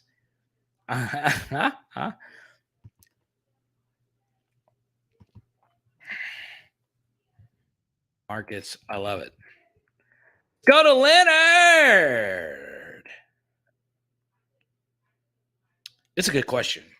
Okay. This is something I'm debating, honestly. Leonard, thank you for your super chat. I hope the Suns are killing it in soccer. And Marcus, Leonard, I don't know if you just dropped back in here, but Leonard Marcus just joined Liverpool Football Club fan club. That's good to see. So, Marcus, I want to introduce you to Leonard, Marcus, and it's actually Marcus's kids that are big Liverpool fans and big fans of this man right here, Mo Salah.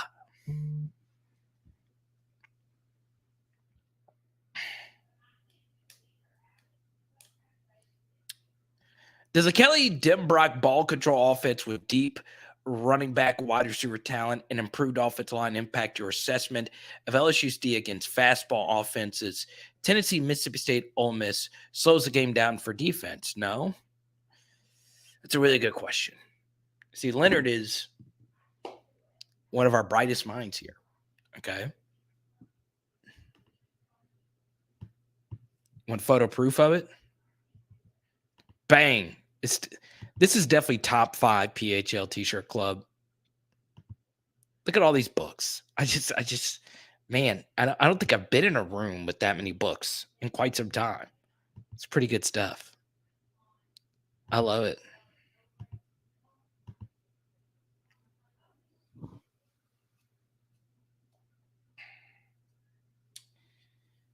So, yeah, ball control offense is interesting. I do think if you hire Matt House to be your defensive coordinator, you are expecting to slow down the pace some. And, you know, if you can establish the run, it would obviously be very good for this offense.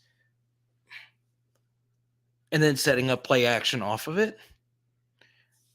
The issue, though, is this does get a little complex as well.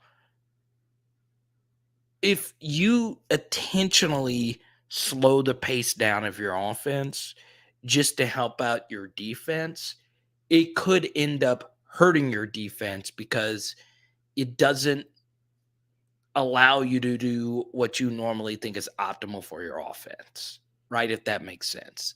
So if LSU's better offense is slowing things down and running more of a pro style system and not going 1,000 miles per hour, then yeah, I think it will help you out against Tennessee, Ole Miss, and Mississippi State, and Alabama, right? The issue though is how good can you run the football, right?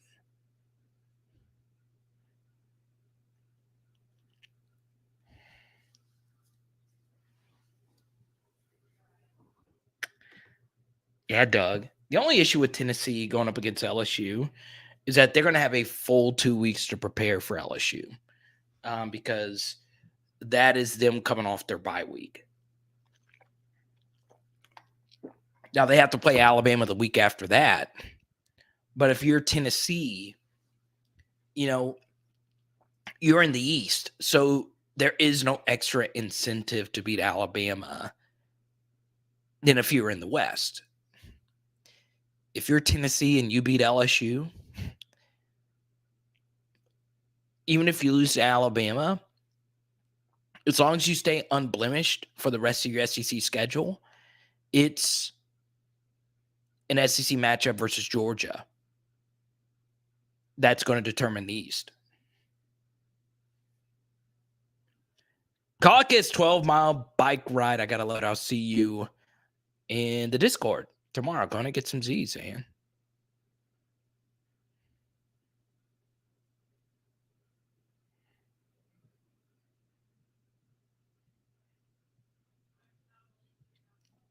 I know, Doug.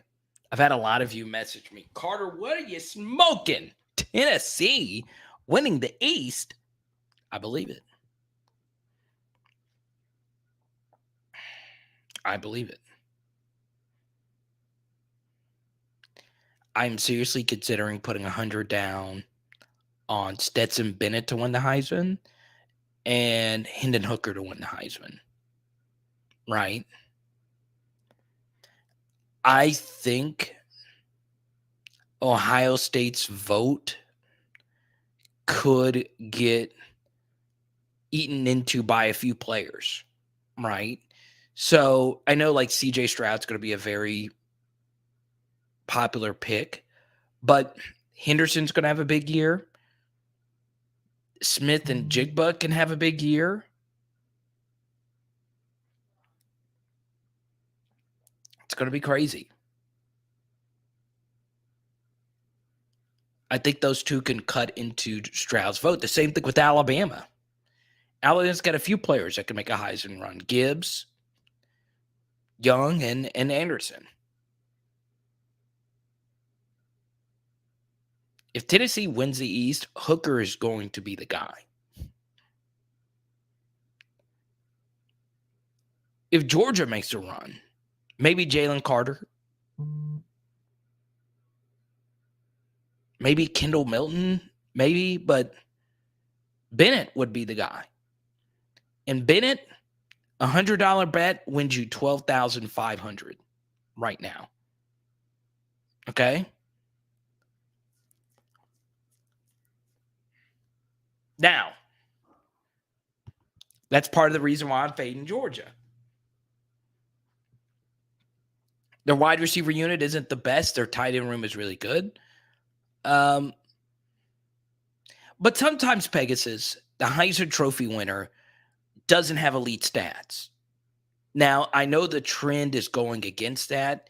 Every single Heisman winner hasn't been a Troy Smith kind of guy, right? But think about college football as a whole, right? And think about who actually votes for the Heisman Trophy. It's a lot of older people.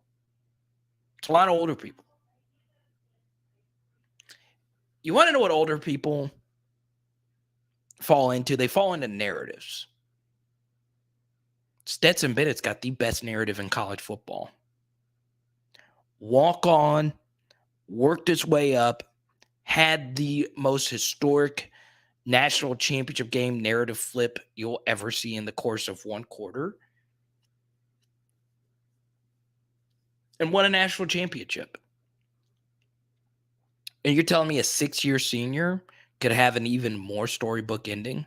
He doesn't have to have amazing numbers. He doesn't. If Georgia wins the East and he's still their quarterback, I can easily see him being in New York City. And let's be honest, his numbers did get better as the season moved on. He ended the season 3 out of 4 games, 300 yards passing. He does give you some dual threat ability. You're telling me a $10 bet can win me $1,250? I'd take my chance on that. We know the Heisman Trophy is more than likely going to go to a winning team.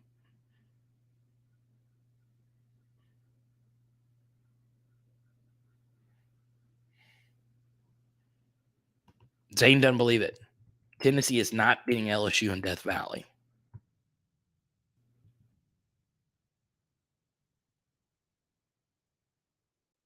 Honestly, if there was an LSU game I'd want to go to this year, it'd be that one. And I'm not a Tennessee fan. I just believe they're really good.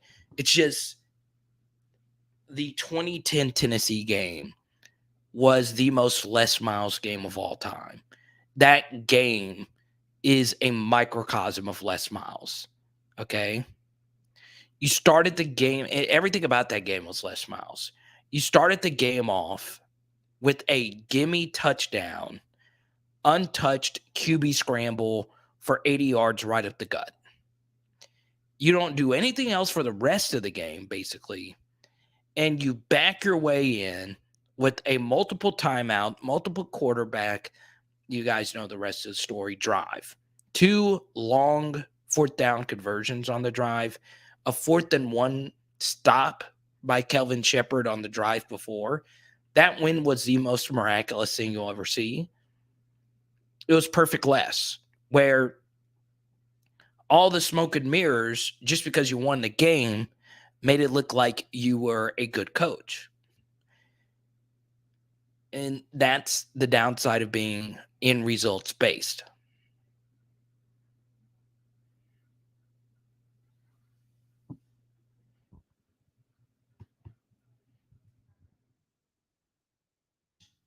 Here's the thing: if Tennessee gets to the championship game, they would rematch Bama, and they would get slaughtered.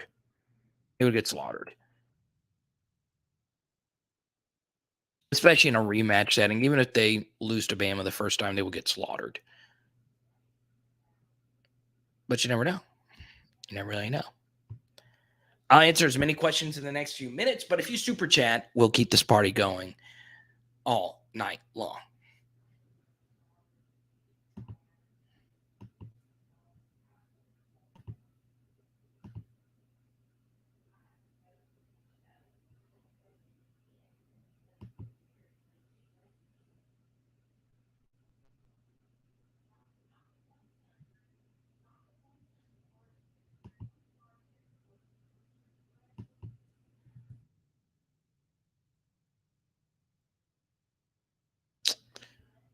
I won't say who this is, but this was sent to me. Pretty cool stuff. It's good stuff. That's good. I like seeing that.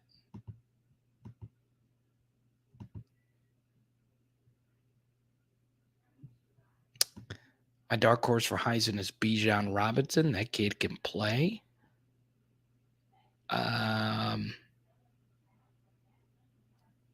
Yeah, he's special. He's a good player.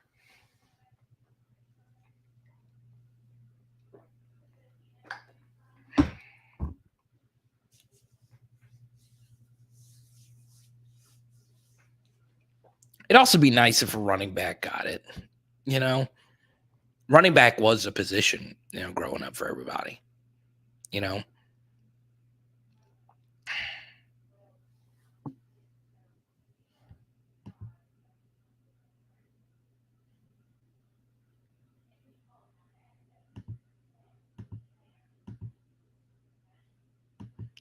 Look at that. A lot of you are buying the Madhouse defense. I like that. 70%. 7 out of every 10 of you.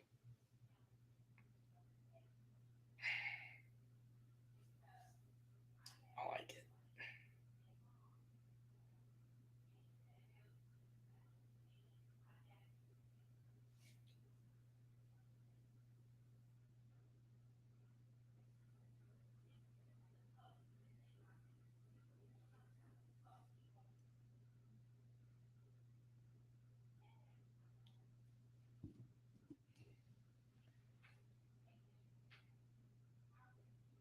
The Kappa brand originated at the New York Giant football game.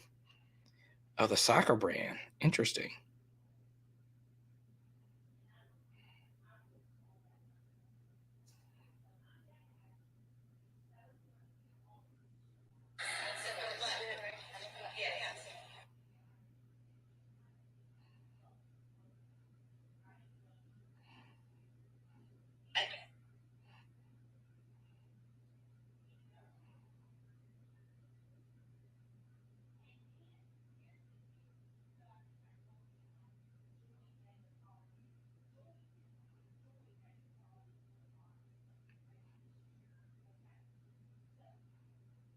That's so great. PHLer, Urban Sombrero, having twins. Congratulations.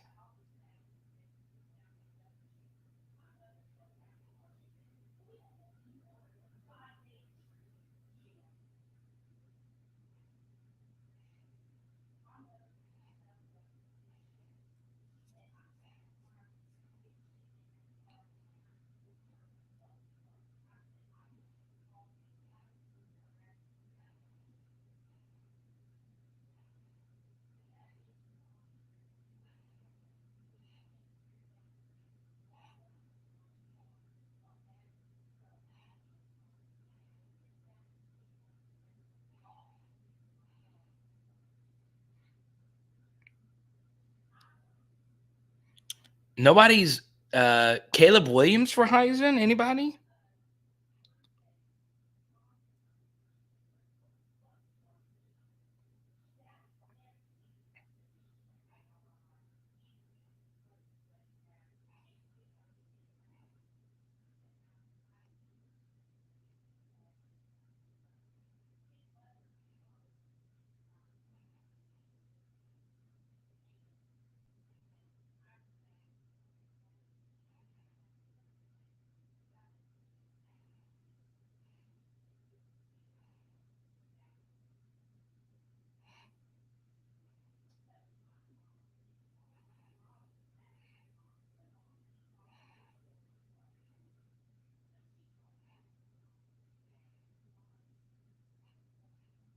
All right, who's going to be better? I'm curious for you NBA guys and gals. Who's going to be better? Chet Holmgren or Bonchero, Paulo Bonchero?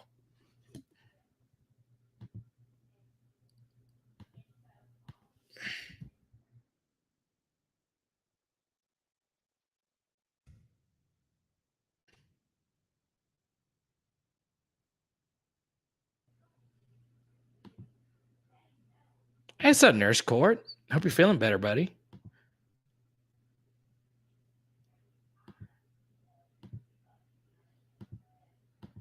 Well, everybody's technically plus money, Pegasus.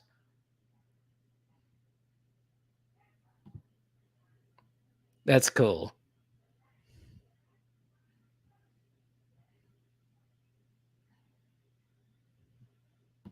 Meh. You can message me later. I hope you got to get you 1000%.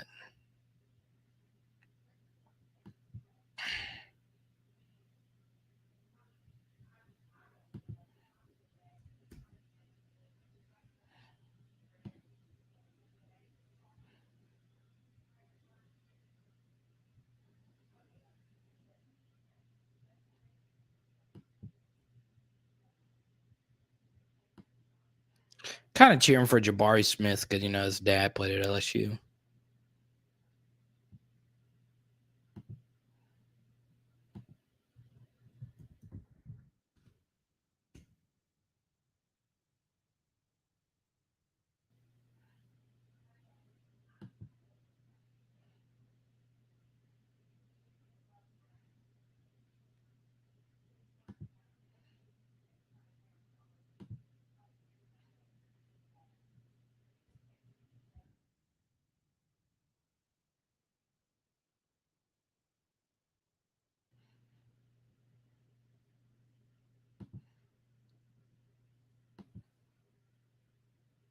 Paulo, Chat's too skinny.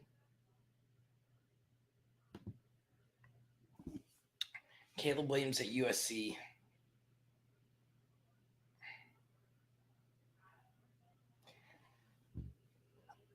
I think he's special. I do. He looked lost last year. Yeah, he's a true freshman. He's good. He's really good. Right. And I do think so. I'm lucky. I'm lucky to know some people at Oklahoma. Right. And I've shared the Jamar King story a few times. From what I understand, is Caleb Williams is just so supremely talented with the speed and his arm that Spencer Rattler, when you really think about him and you look into his history, he had never faced any adversity ever. Like, there's a lot of this footage out there of him, walking around like his what doesn't stink in Arizona.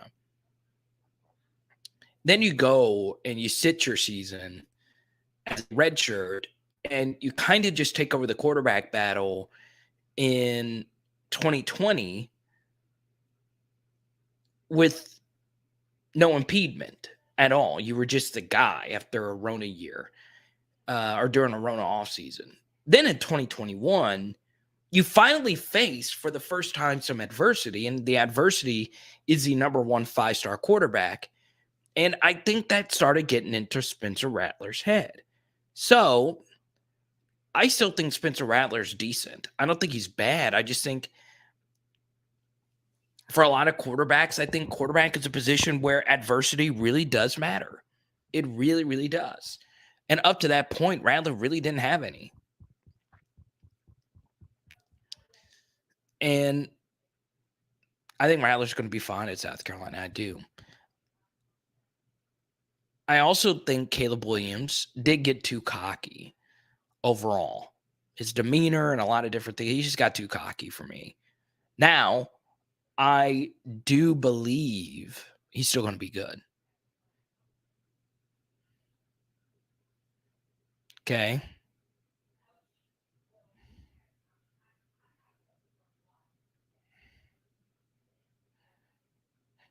And also, if you have Jared Addison to throw the football to in a conference that doesn't have as good corners, you're going to be fine.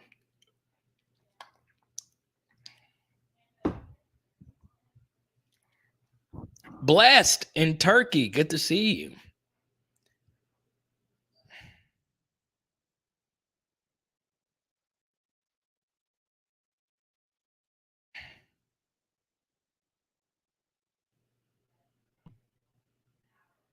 I appreciate you too, Mick. Good to see you. I don't know if you could call what I do professional, though. I'm just a guy with the YouTube channel. But I appreciate it. I appreciate it. I try and be as objective as I possibly can. But in the end, I'm an LSU fan, and I want us to win every game. It's true, Pegasus. It didn't help that Caleb made some insane plays in the Oklahoma spring game the year before. And I think it was pretty well known that he was a guy.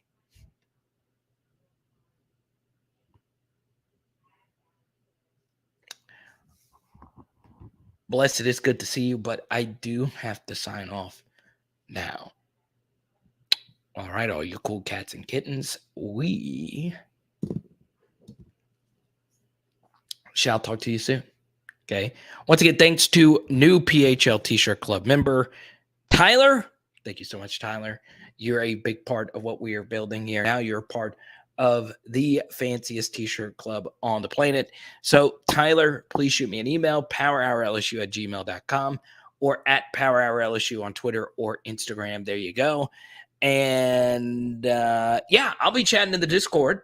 So our patrons gone over. If you want to join our Discord right now, kind of shocked. Every live stream, we've had a few new Patreons. Patreon.com/LSU football. Come hop right on in. We'll see you then. It is Power Hour LSU. Bam!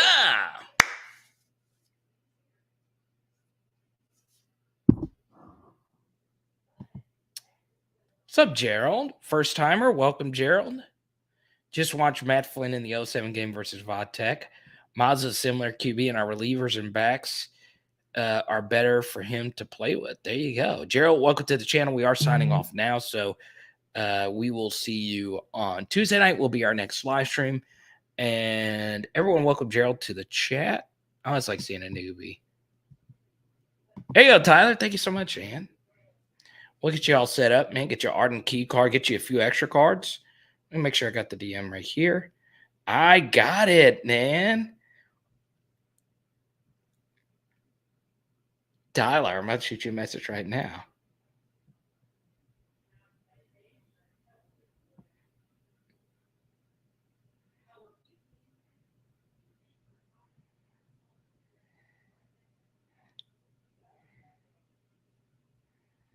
That's good.